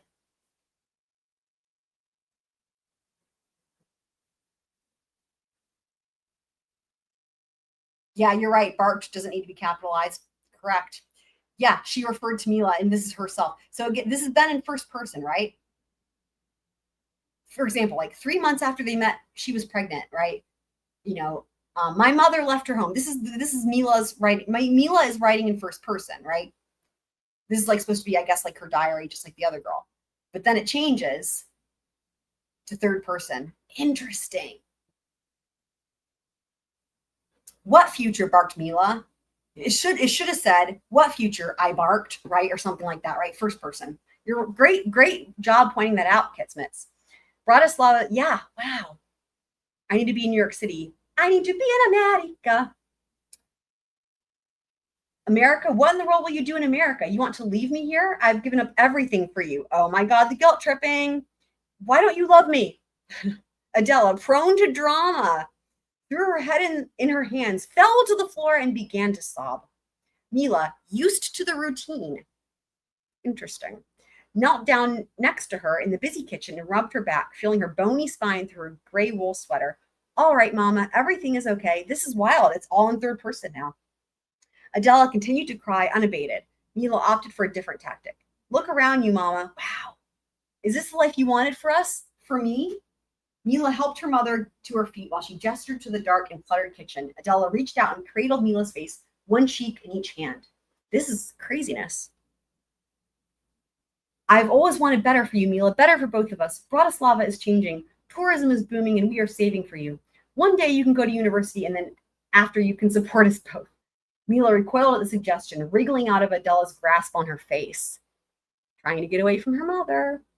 No, Mom, come on already. We've been over this 1,000 times. I don't want to go to university and become a doctor. That was your dream. I am going to be an actress. This is just giving me flashbacks again to the unhinged emails where Donna's like, you can be a great actress when you want to be. Anyways, okay. I'm going to be an actress, and you don't need university for that, but I can't be a famous actress here. Mila gestured around the kitchen as if to underline the obviousness of her point. Wow, that is just, again, poor writing. Ugh. New York is going to be great, and I'll make enough money to bring you there, and I will buy. So she's saying she can move to New York City and become an actress and make plenty of money to support her mom, who she apparently doesn't even like in the first place. I will buy you the nicest clothes and the most beautiful car. We'll live in a really big, nice house in New York City. And we'll own a dog that looks a little like a cute hairless rat. And, you know, a bit close there, aren't you, to Fievel? Right? Rat, mouse. A cute hairless rat. And we'll walk together around New York, and everyone will stop and stare at the famous actress and her glamorous mother and their cute little dog. Mila handed up for her mother, prancing around the kitchen. Prancing? Pretending to carry a small dog, blowing kisses to the paparazzi like she had seen in the magazines. Oh, Mila, you and your fantasies, Adela smiled despite herself. It had been a struggle to make a life for the two of them, but Mila was worth it. Despite everything, she was the light of her life. Wow, guys, how this is so interesting.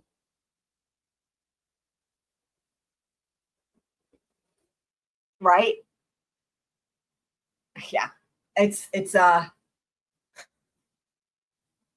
okay. So Lily, so this is the one who I think is supposed to be Wendi. She should have spelled it with Lily with an I, just saying. 2 I's. Chapter 3, Lily Walker Stone. All right. Sometimes falling in love means doing things you wouldn't otherwise do when sober. Interesting. I can think of no other explanation for all the ways that I've somehow agreed to change my life since I met Joshua Stone. I have no other reason to explain how I ended up in Van Buren County, Florida, smack dab in the Florida Panhandle. For one, I now say things like smack dab. Suffice it to say, I am not the Lily of yesteryear. I am a new Lily with 2 last names, but no hyphen, because frankly, I feel fragmented enough without burdening my surname and our potential offspring with that kind of baggage. Oh my God, you guys. It's not even foreshadowing, right? It's like, dude, all of it's here. The whole thing about the Markel last name and changing the boy's name, the baggage of the last name. Wow. Crazy. I'll tell you what, to the extent that Dan Markel never read this, I'm glad he didn't. This is like, if you were him and you read this and you were still alive, it's like GTFO now. GTFO now. Get out. Get out. This is craziness.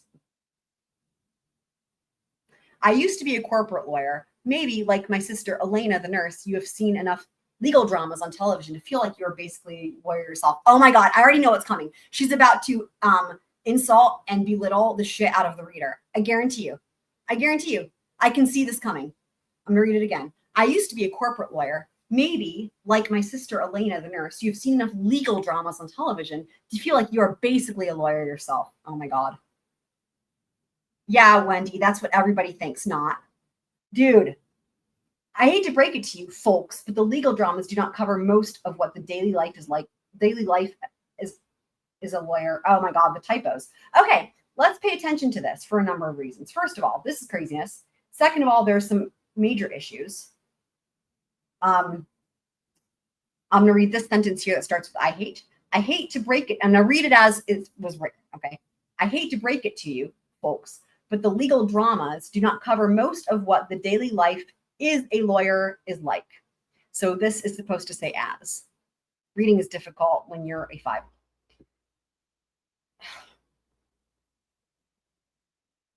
I mean, clearly this was never proofread because there's, I mean, the obvious switch between first person and third person, as Kitsen's pointed out. I mean, this is craziness.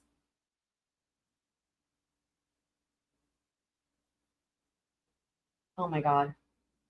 Have you ever seen document review on one of your fabulous dramas? No, never heard of it. Oh, fuck's sake. Okay, dude, the condescending y'all. This is the reason why. Now it makes so much sense, right? Why everyone's like, oh, this is Wendi. Hang on. I need my goat. Have you ever seen document review on one of your on one of your fabulous dramas? Wow. Okay, read it again. Have you ever seen document review on one of your fabulous dramas? No, never heard of it.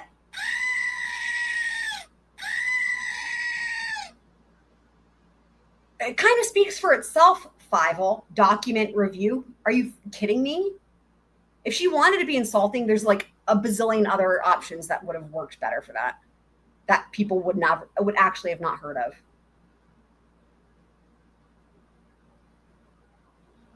Like, for example, have you ever seen an amicus brief on one of your fabulous dramas? Yeah, amicus brief. Most people would not have heard of. Just as in one example. Okay, anyways. No, never heard of it? Document review, my friends, is where you sift through mountains of paperwork, oh my God, and files searching for some magic words. Well, I love how she's trying to make this sound. By love, I mean hate. Sometimes it takes hours, sometimes more than a few weeks, and sometimes it means that you must take a flight to some glamorous location like Cleveland in the middle of winter, where you will spend almost 24 hours a day and night searching through piles of boxes of more piles until you find the words you're looking for. So clearly, Wendi is describing herself as a vampire. I don't disagree. Sure, corporate law is not all about document review. What is this deal with this document review? Is that all she knows about the law? Like, there's more to it than document review. Like, if you really want to be insulting and like whatever, have like their whole superiority complex. That's not the way to go. But anyways, wow. It's not all about the document review. I mean, you guys, y'all, also just to say, there are so many jobs where part of that job description is exactly what she's describing. Like so many jobs require going through paperwork, reading it, and looking for certain words. Like that could describe, I don't even know, 50 bazillion other jobs. Like that's not exclusive to being an attorney. Like this is blowing my mind. This is blowing my mind. It's like she's trying to sound so smart, intelligent, and superior, and it's like falling completely flat. The only thing that's coming across is just the sheer ego of it all and the narcissism. You guys. Whew. Sure, corporate law is not all about document review. I mean, you guys, every job that I can think of off the top of my head requires to some extent, requires document review. That's just, oh my God. Okay, keep reading. Certainly, I'm covering up one eye because it's just a struggle. Certainly, that is just one small nugget of daily practice. At times, I was assigned to some projects that were truly, y'all, can you hear in my voice? Okay. This is so much more challenging to read than the other two people, the first two girls. Like, wow. Okay. I'm gonna try. Welcome on in, Miss Mojo.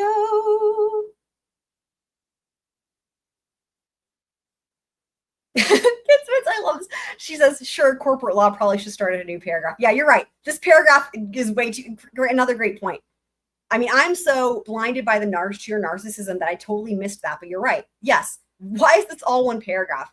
And it continues on to the next page. Insanity. It is a wall of text. It is a wall of narcissistic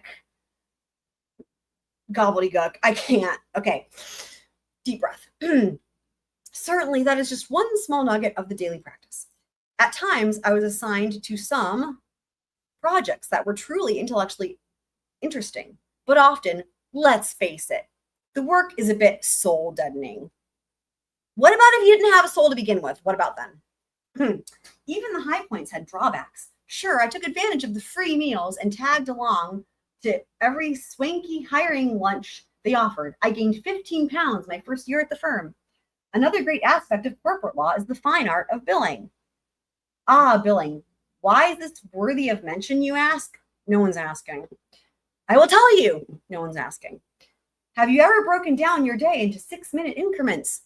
Have you ever had a conversation like this with your mom / girlfriend / boyfriend / husband / dog? Quote, how was your day, sweetie? End quote. The family or romantic relation or pet. Next footnote. Here we go, guys. Footnote 4 after the word pet. Oops. Can I go to the footnote, please? Oh my God. Sorry. Okay. Let's try this. All right. Footnote 4. Yes, I know that as a whole, most do not even, sorry, is she about to insult the paw nerds? Okay. Yes, I know that as a whole, most animals do not talk, save for the very intelligent parrot. Be that as it may, when you live alone and were putting in the kind of hours that I was at work, I actually had an imaginary dog. Open parentheses, the cleanest variety, close parentheses, that would talk to me when I got home. Don't you dare judge me. I don't even know where to begin on this one. There's a whole lot going on here from, I don't even know. The way she tries to throw in the use of save for is just depressing to me. As a fan of Shakespeare, I hurt for him and other people that can actually write.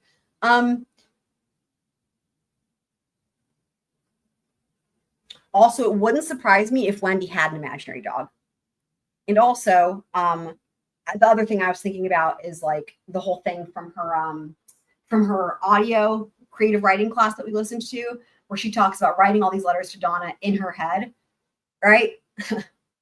So you're talking to your mom in your head, you're talking to your imaginary dog in your head, but no one's going to judge you, Five. Don't worry. Great. Moving right along. So we left off here. How was your day, sweetie? The family or romantic relation or pet, footnote 4, which we just read, will ask, inevitably around 10 or 11 p.m., which is pretty much what time you're getting home from work these days, since you are not anywhere near the billable hour requirement for your firm sets for the year, and it is already October. I'm sorry, but how are you not near the billable hour requirement when I think that it was described as mountains of paperwork, mountains of document review. Anyways. Oh my God. Okay. The billable hour requirement your firm sets for the year, and it is already October, and even this conversation is costing you time that you should be billing to make sure that your bonus will be everything you worked so hard all year to earn. Well, so this is now Wendi talking to her imaginary dog. Sorry, the character, Lily. Okay. Well, it was productive, actually. From 9 a.m. to 9:06 a.m., I researched a tort question for a car company from Germany that may have put some defective tires into the marketplace. I did the same from 9:07 to 9:13 a.m. At 9:14 a.m., I went to the break room to get a cup of coffee. I then used the bathroom and returned 8 minutes later. At 9:22 a.m., I resumed research on the tort question, and then it trails off here with the quote. And then the narrator, Lily, goes, really? Do you think an actual conversation would get that far before your loved one, human or animal, rolled over in disgust? After more than 6 years at the law firm, I was fairly disgusted with myself as well. Like legions of other young overachievers, I entered law school with dreams to change the world, provide a voice for the voiceless, save the seals, fight injustice, la, la, la. It literally says la, la, la, by the way.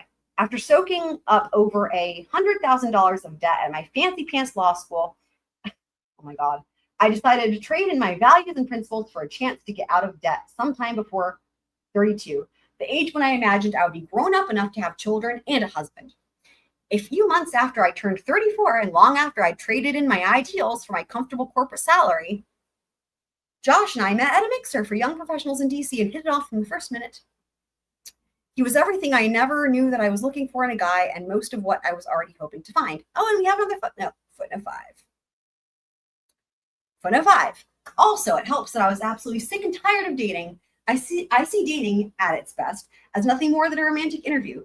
Quote, are you the kind of person who would produce good-looking, smart, and nice children and never cheat on me and help me clean up the kitchen and love me even when I'm grouchy and not trade me in for another younger model and not join the other team? Question mark, end quote. That just reminds me of Charlie with the Victoria's Secret model thing, right? And that whole deal. Not join the other team. What the fuck does that mean? Not join the other team? This is funny. It then says that is always question number 1. Let me read it again. She says that is always question number 1. Let's hear the question again. Quote, are you the kind of person who would produce good-looking, smart, and nice children and never cheat on me and help me clean up the kitchen and love me even when I'm grouchy and not trade me in for another younger model and not join the team? Objection, compound as fuck. Compound as fuck. Compound as fuck. Which an attorney, like Fievel here, I mean, it doesn't even take it. Look, no, that's not one question. Okay. Okay, I'm gonna keep reading. That is always question number 1. Unsurprisingly, I rarely had the menfolk, stick around for the second question. This is challenging, guys. Oh my God. Oh, thanks, Kitsmits, meaning not turn gay on me. Right. I know. Yeah, it's just, there's so much to unpack here. Yeah, there totally is. There's so much to unpack here.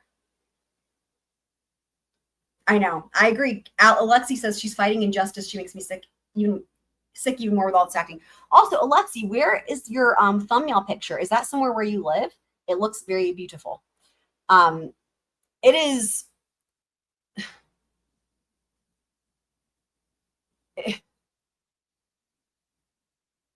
Also, any of you guys who have been here for a while, and by that specifically, I'm referencing Debbie Heard and the sidebars. You may know that I have a couple things I do without meaning to or without even being aware of, such as bursting into song. And also sometimes there will be an accent or whatever that might develop as like, for example, Elaine, Amber Heard's attorney from Debt We Heard, without meaning to at all, I didn't even notice it until someone pointed it out. I developed like an Elaine voice when I was reading the sidebars when Elaine was talking, right? I'm just saying, I'm going to throw it out there. I don't be surprised if that happens, because I feel like it's going to happen probably. Because this is just so whatever. I don't even have a word. This was published in 2013.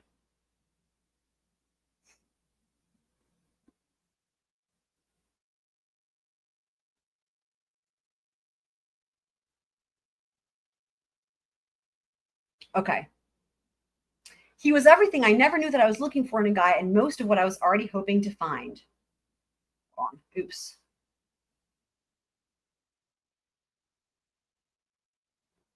Oh, we already read this footnote. Sorry. This is footnote 5, the one with the compound question. Okay. He is my same height, which is something I'd never considered pre-Joshua, because I'd already determined that my dating window extended only from 6'2" to 6'4". What the fuck? The first thing you're considering is this is blowing my mind. Oh my God. Here's the thing. I wouldn't even notice height. And I'm 5'4".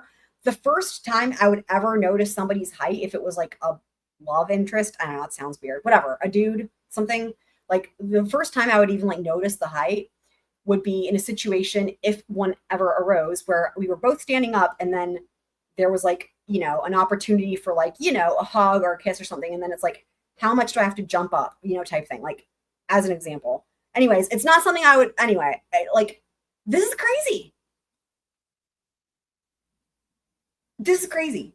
He is my same height, which is something I'd never considered pre-Joshua, because I'd already determined that my dating window extended only from 6'2" to 6'4". What the fuck does that even mean?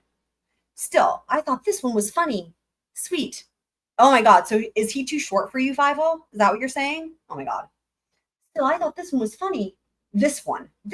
How condescending. Oh my God. You guys. Oh my God. Oh my God. Oh my God. This is a challenge. This is a challenge. Even I was expecting 50 to come out in this writing. I was not expecting it to this extent. This is more challenging than I expected to get through. Okay. Still, I thought this one was funny, sweet, and smart enough to give a shot, despite the fact that I could never wear heels around him. What the? Oh my God, oh my God, oh my God, oh my God, oh my God, oh my God. Okay. We fell in love, got hitched, and less than 3 months later, in early August, we moved to Hiawassee, aka Tallahassee, Springs, Florida. August is a time in the panhandle when you can't move an inch outside without sweating through your shirt. It's uncomfortable, to say the least. Didn't need to be said, 50. Oh my God. Oh boy. We moved. Here we go. I'm going to have to highlight this. We moved to this godforsaken place for Josh's career. Again, little snippets like this is why people have suggested that this book is really an autobiography, because we all know that the reason why they moved to Tallahassee was for Dan Raquel's career. All right. We moved to this godforsaken place for Josh's career, and because I wanted and needed to be with him no matter where we were. Josh had 3 weeks to prepare before the semester began at North Florida State University. I'm dying. North Florida State University. And we have another footnote, guys. Oh my God. All right. Footnote 6. Oh my God. Go Fighting Manatees. Little fun story here. So I went to high school. Some of you guys know this already. Some of you may not.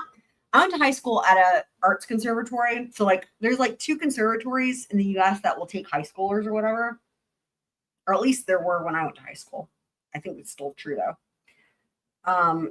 And one of them is in North Carolina School of the Arts. So it's like a college, but they take high schoolers if you're a junior or senior. And there's no sports ball. And there's 5 majors: visual arts, drama, design and production, which is like kind of like set design and stage management type stuff, music, and did I say dance already? I don't think so.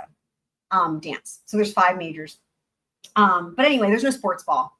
So it's like the joke, right? Is like the mascot for the school is the Fighting Pickles because there is no sports ball. So like I actually have I still have my hoodie from high school and it says like Fighting Pickles on it. It's pretty fucking funny. Because there's no sports ball. So go Fighting Manatees. Oh my God. That's a good point. She was taller than her dad when he walked out testifying. Yeah. That's a good point. Or when she walked out. Yeah. This character is so incredibly unlikable. Welcome on in, Kat Randall. Who's 5'1"? Twiz? Oh, Kits is 5'1". Kits, that's crazy. It's not oftentimes I'm taller than somebody. Nothing wrong with people's height being whatever their height is. All heights are welcome. Unless you're 5'0", which case,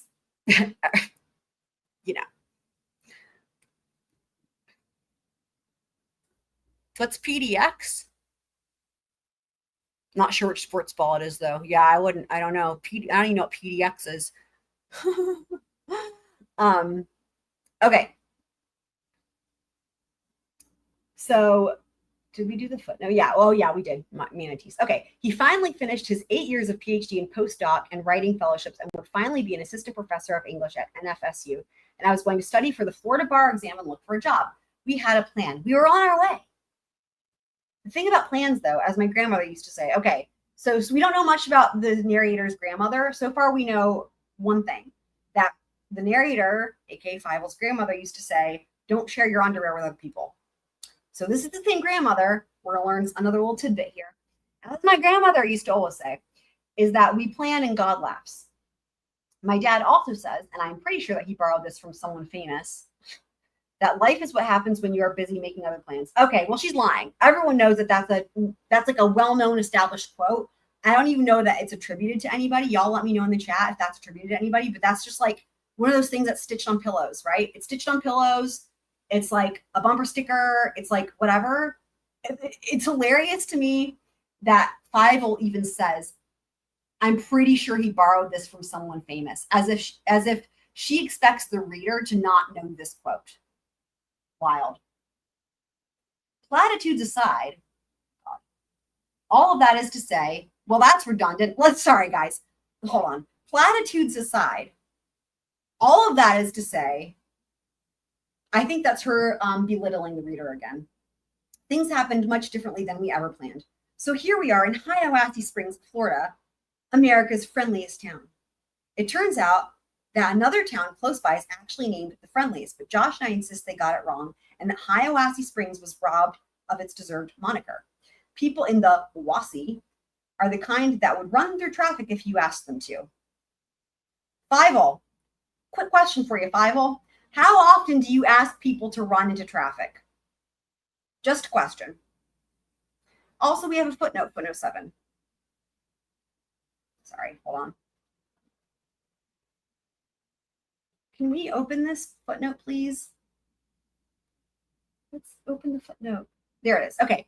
Again, a figure of speech. Ha ha. She must have known that someone was going to ask this question to her at some point. Again, a figure of speech. But was it really, though, Fievel? I mean, the folks here are kind enough that they would go the extra mile, but we aren't the kind of cruel people who would ask. Oh, this is interesting. Okay, look, guys. So first of all, she starts out by saying the folks, and they're in the third person, right? And that makes sense, right? Because she's basically saying, like, we moved here, right? Like she already said, like, we moved here for this job. She's not from here. They moved here for this job. She hates this place, right? She's describing other people, the people who are native to Hiawassee Springs. Okay, so all that tracks initially.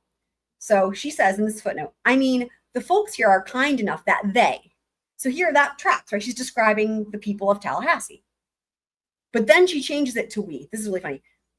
Oh my God. Okay. I mean, the folks here are kind enough that they would go the extra mile. But we aren't the kind of cool people who would ask anyone to run through traffic, especially not for our own amusement. It's so interesting. So she doesn't include herself in the group when talking about being kind and going the extra mile. Like, notice this. She's saying, she's referencing the other people, right? The people of Tallahassee.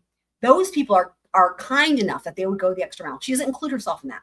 But then when I'm pushing back on, I guess, somehow having the foresight about that question I just asked about making people run through traffic. But now she's in the we. Now she's we. But we aren't the kind of cool people who would ask anyone to run through traffic, especially not for our own amusement. Interesting qualifier there. So, Fievel, another question, follow-up question for you. Let me back up. Question number 1. How many times have you asked people to run into traffic? That's question number 1. Follow-up question is, if not for your own amusement, what was the other reason that you consider to be more valid? Because here, this qualifier, especially not for our own amusement. You guys. It's like saying, I wouldn't murder anybody, especially not on a Thursday. Like, well, what are you doing the other days of the week? Oh my God, this is, y'all, I will just say, we've only just gotten started, and already the decision, like I said, I've been toying with this idea for so long to buy this book, to not buy this book. I think that I made the right call, at least for me. This was, you know, a $6 well spent. I'm really glad that we're doing this. It's even more horrible / better because of being so horrible than I ever expected. It is exhausting.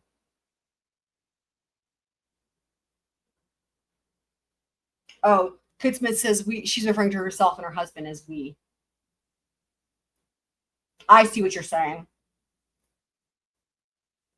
I see what you're saying.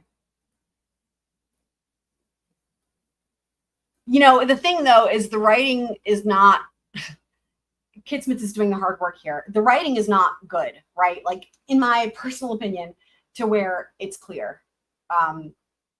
Anyways. Oh my God. Okay. So that was footnote 7. How did we get here? Let's see. For our honeymoon, we took the scenic route from Washington, D.C. through the Carolinas. Don't you set fun here now, Fievel. With a mandatory stop in the not-to-be-missed, très romantique town of Charleston. You know, Charleston is a lot of things. I've never heard of it described as being, like, particularly romantic.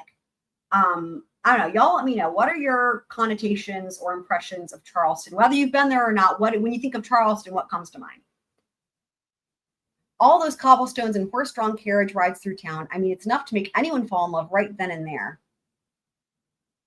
Charleston? I don't see it. Anyways, 10 or so hours later, having seen all the back roads in the southeast seaboard, and one very expensive speeding ticket later, footnote 8.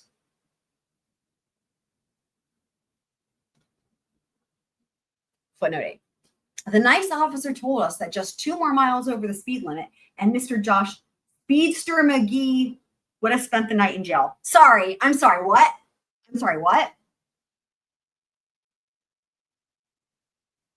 This woman, Wendi, Fievel, aka Lily for this book, fancies herself a lawyer, went to law school, allegedly. I don't think there's any state in this country where for speeding, they would put you in jail. Now, if you're speeding and you, I don't know, run over a pedestrian, that's a bit different.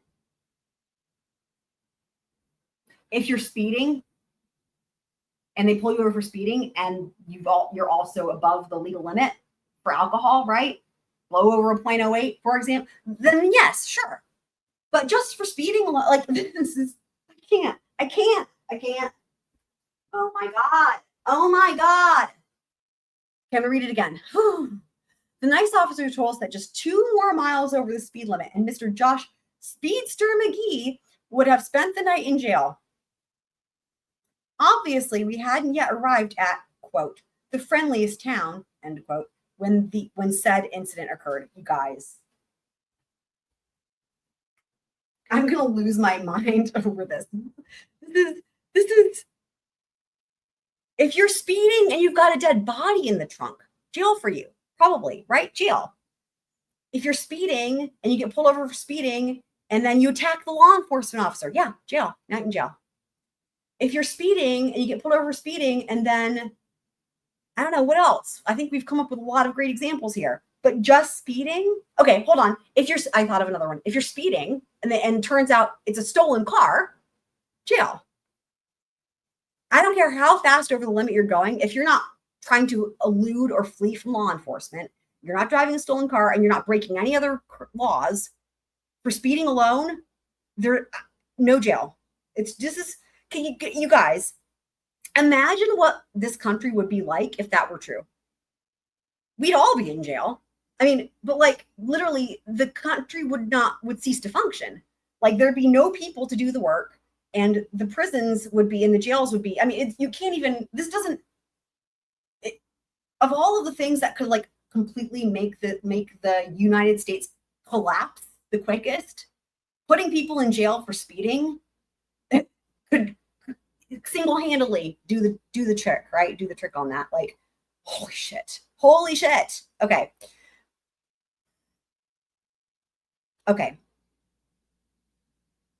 So that was footnote 8. Josh and I arrived in Hiawassee Springs. It was pouring rain, which was just as well because it obscured the fact that Hiawassee Springs was, shall we say, less than I had expected. Oh my God. It's my own fault, really, not having done enough research. Well, shouldn't you have known better given all your talk about the research earlier? Anyways, okay, I just assumed, and we all know what assuming does, that Hiawassee Springs was in Florida and would just be like other parts of Florida that I knew from visiting my grandparents. I assumed there would be palm trees and the beach and sunburned Canadians, again with the Canadians, and that North Florida was basically just like South Florida. Lily. So that's her, the narrator, I guess, talking to herself, teasing herself. Let me read this again. I assumed there would be palm trees and the beach and sunburned Canadians, and that North Florida was basically just like South Florida. Lily. I definitely found out how wrong you can be with assumptions. Still, I have Josh. We have our health. And I like to think that I have a good sense of humor about life. I'm shaking my head no. Turns out I have a good sense of humor, but only about other people's lives. Facepalming? I'm facepalming. That's me facepalming. I'm quite humorless about my own, or at least I was. I'm facepalming more. Hiawassee Springs changed everything. First lesson, North Florida is very different from South Florida. Guys, this is pure gold. This is pure gold, honestly. I'm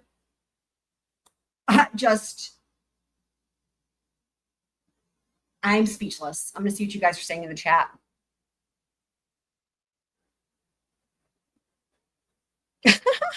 Thanks for that, Kitsvitz.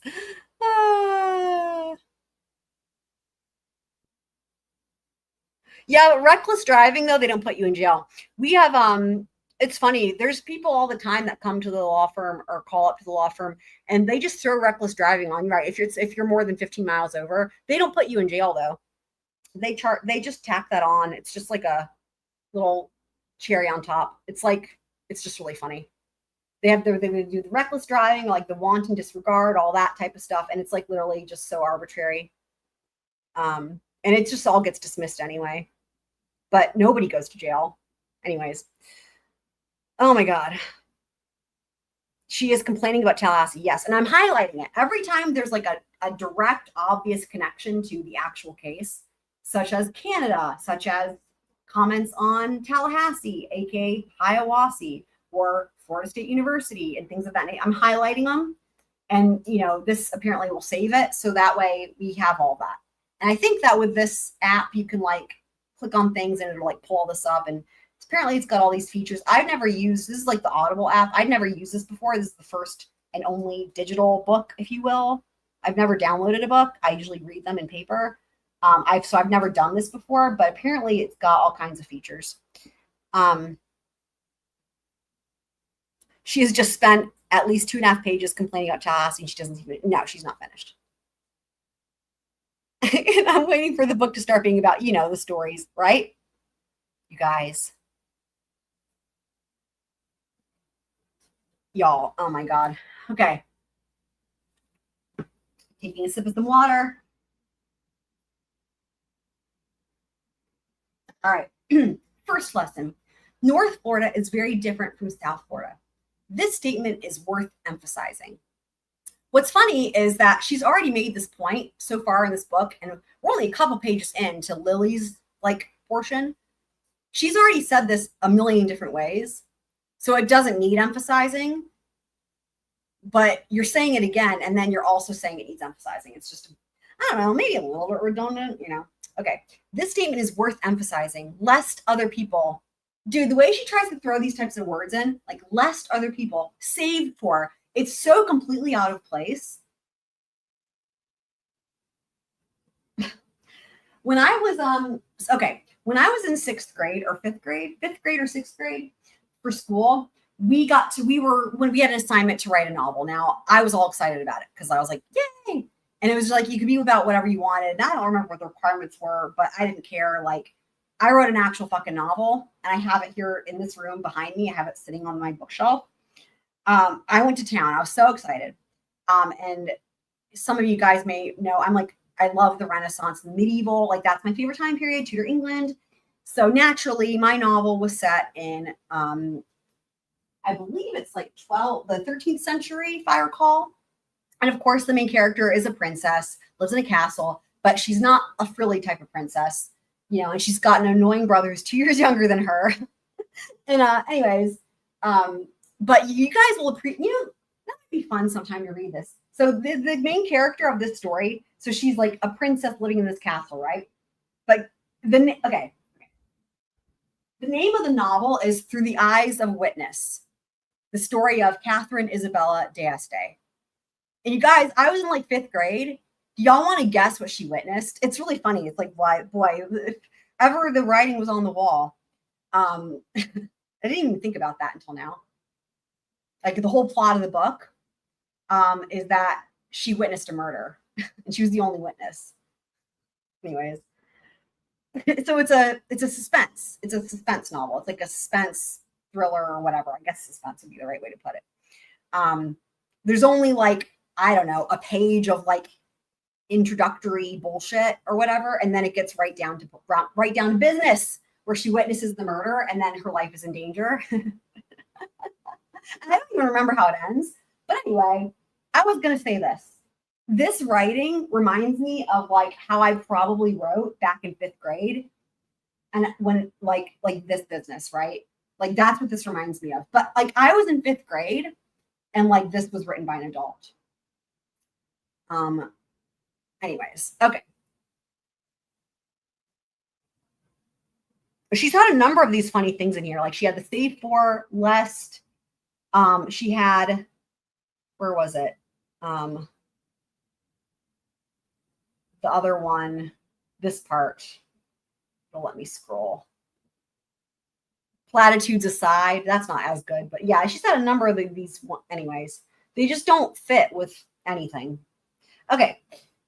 Whew. This statement is worth emphasizing, lest other people make the same mistake that I made. It's just like she's trying to sound smart, because it doesn't fit, you know? 109. I mean, this book should be first and foremost educational. No? Was that the goal? Okay. North Florida is much more like South Georgia, which makes sense given its proximity. Okay, so now she's insulting South Georgia. Palm trees are not native to North Florida. Some palm trees do grow here, but nature did not intend for it to be a tropical paradise in the Panhandle or the Big Bend, as some of the locals call it. Next lesson. Not only is the geography different, but Hiawassee Springs is not the West Palm Beach or Hollywood, Florida that I had experienced with my grandparents. Most significantly, there is no shuffleboard here.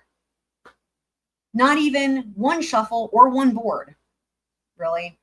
I'm sure there's a board somewhere in Tallahassee. Can someone find a board and bop 5 all over the head with it, please? Oh, and here she goes with the Canadians again. Fuck. There aren't so many Canadians either. What the dude? At some point, we'll have to do a Control F and see how many times she uses the word Canadians, because this is crazy. It's like an obsession. So we're going to highlight that again because of Dan Markell being Canadian. Wow. Not even one shuffle or one board again. I'm sure that's not true. There aren't so many Canadians either, with or without sunburns. There are, however, lots of really nice people, almost painfully so. My first few days in Hiawassee, I kept getting lost, which is surprising, since it's pretty much a one traffic light kind of town. Yeah, she's really talking shit. This is insane. The sad truth is that my sense of direction is just that bad. You know what's so funny? Now this bit, hold on. Think about this, right? Okay, question for y'all in the chat. As far as Wendi and Trescott, do you guys think that she's really just that bad at driving? Is she that completely inept and has no sense of like, is she that person, right? That could get lost in her own neighborhood? I will say that that type of person exists. I'm one of those people, just saying.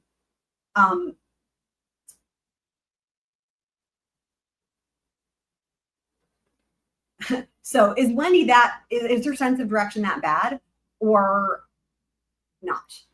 But it is interesting nonetheless, right, that this is in this book.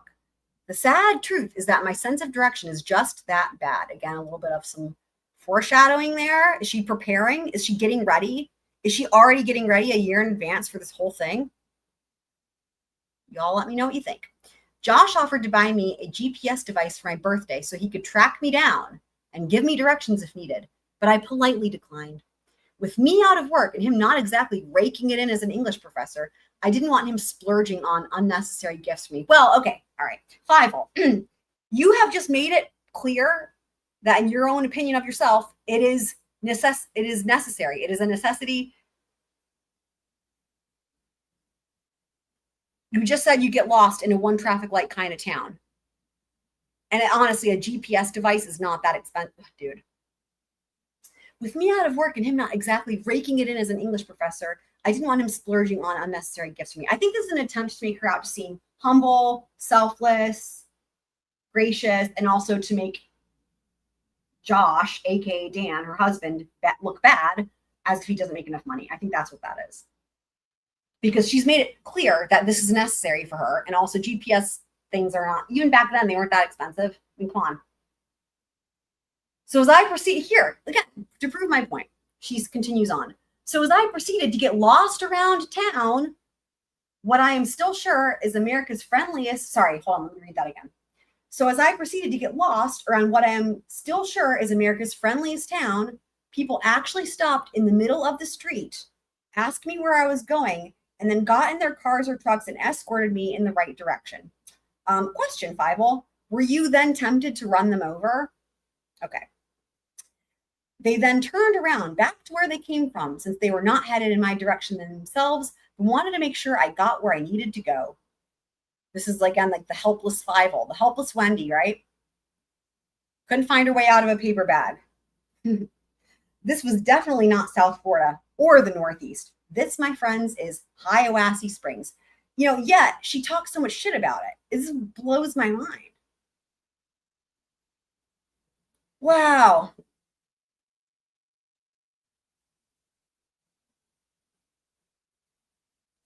Yeah, Most Mojo says it's like she's setting everything up in her book down to the streets. 100%.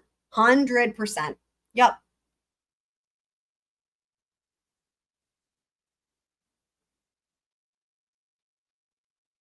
Are we at the end? Let's see. These are the footnotes. So we already we read all these footnotes. Is Kitsmit's right? Are we at the end of Wendy's first chapter? Fievel's first chapter? Yep. Yep, we're back to Rosa. Okay. I wonder if it's just going to go in order, like Rosa, then Mila, or Mila from third person randomly, and then back to Fievel / Wendi / Lily. But yeah, that's where we are, chapter 4. Wow. A lot.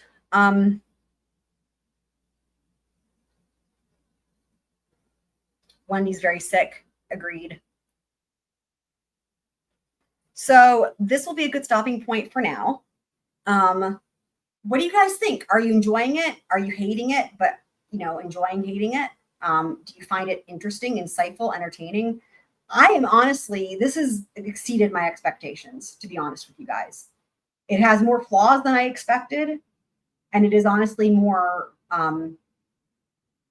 like autobiographical than I expected, and offensive than I expected. Like it's honestly, like I said, in every way, it has exceeded my expectations. And we're only at the very beginning here. Yeah, right. Same. Kit Smith says I'm kind of enjoying hating it. I'm really enjoying hating it. I think it's really interesting, you know. And the thing is like, I don't know how many people have read this whole book cover to cover. You know, I know that there's like certain phrases that have been picked out for like the different trials or whatever. You know, certain things that it's like noteworthy, like the things that we've all heard before about this book. I don't know. I'm sure there's people who've read it cover to cover, but like I've never heard or talked to anyone who has. And you know, this is the way to do it. This is how we roll here with the Scroll Crew, right? Like we're nothing if not thorough.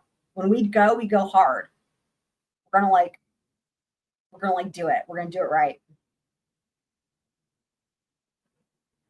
You know, a question for you guys. I should make a poll. Maybe on the next live stream, I'll put a poll to the chat. The poll, you guys can think about it.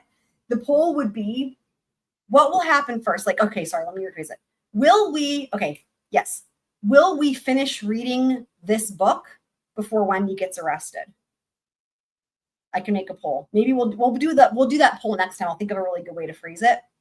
That's the question. What's going to happen first? Are we going to finish reading Fievel's book, or is she going to get arrested first? That's an exciting prospect, isn't it? I mean, 100% George has read it cover to cover. Definitely.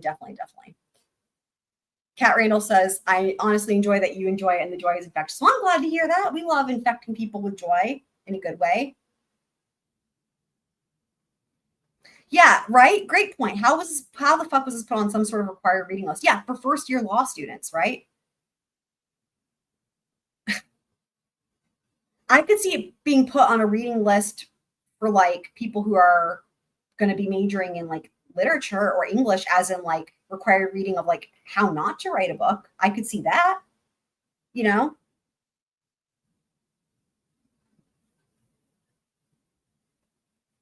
Kind of like how now D.A. Morrissey, this is Karen Reed related, but D.A. Morrissey, his hostage video is like apparently now being used at law schools to teach students as an example of what all the things you should never do if you're a DA, kind of like that. But here's what not to do.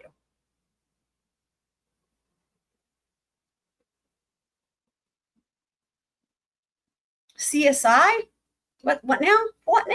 Or CS? CSI? Was it CSI? I'm not sure. Yeah, right. Kit Smith says, I could see that too. Read this book. Each of you will be assigned a chapter to rewrite so that it's actually decent. Yeah, right, exactly. You know, this could be, you could even give that assignment to like sixth graders, honestly, and they would, some of them would be under challenged by that, or what's, you know what I mean? Like some of them,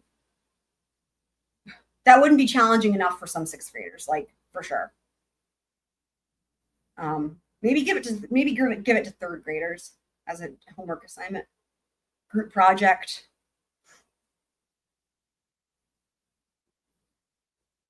So guys, on the next one also, we will do our next segment of Squirrel Couture. I have a video geared up. We'll do that on the next one.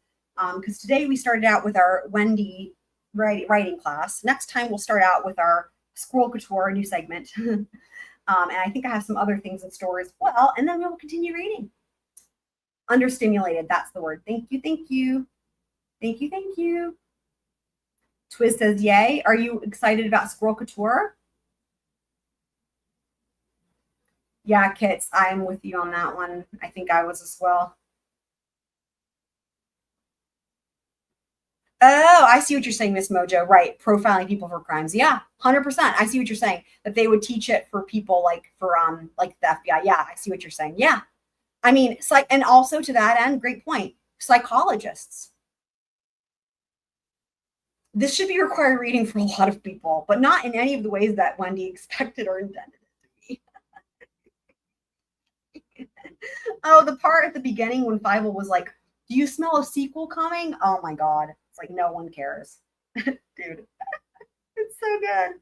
It's so good because it's so bad. But anyways, y'all, this was awesome. I think I've got lessons tomorrow night, so it'll probably be Thursday night when we pick up with part 2 of this new installment of this book. So AKA Thursday. And yeah, it will be fun. I love you guys. Welcome to all the new squirrel friends, and welcome back to all the not new squirrel friends who've been here before. Shout out to everybody on replay crew. Love y'all. And until next time, squirrel out.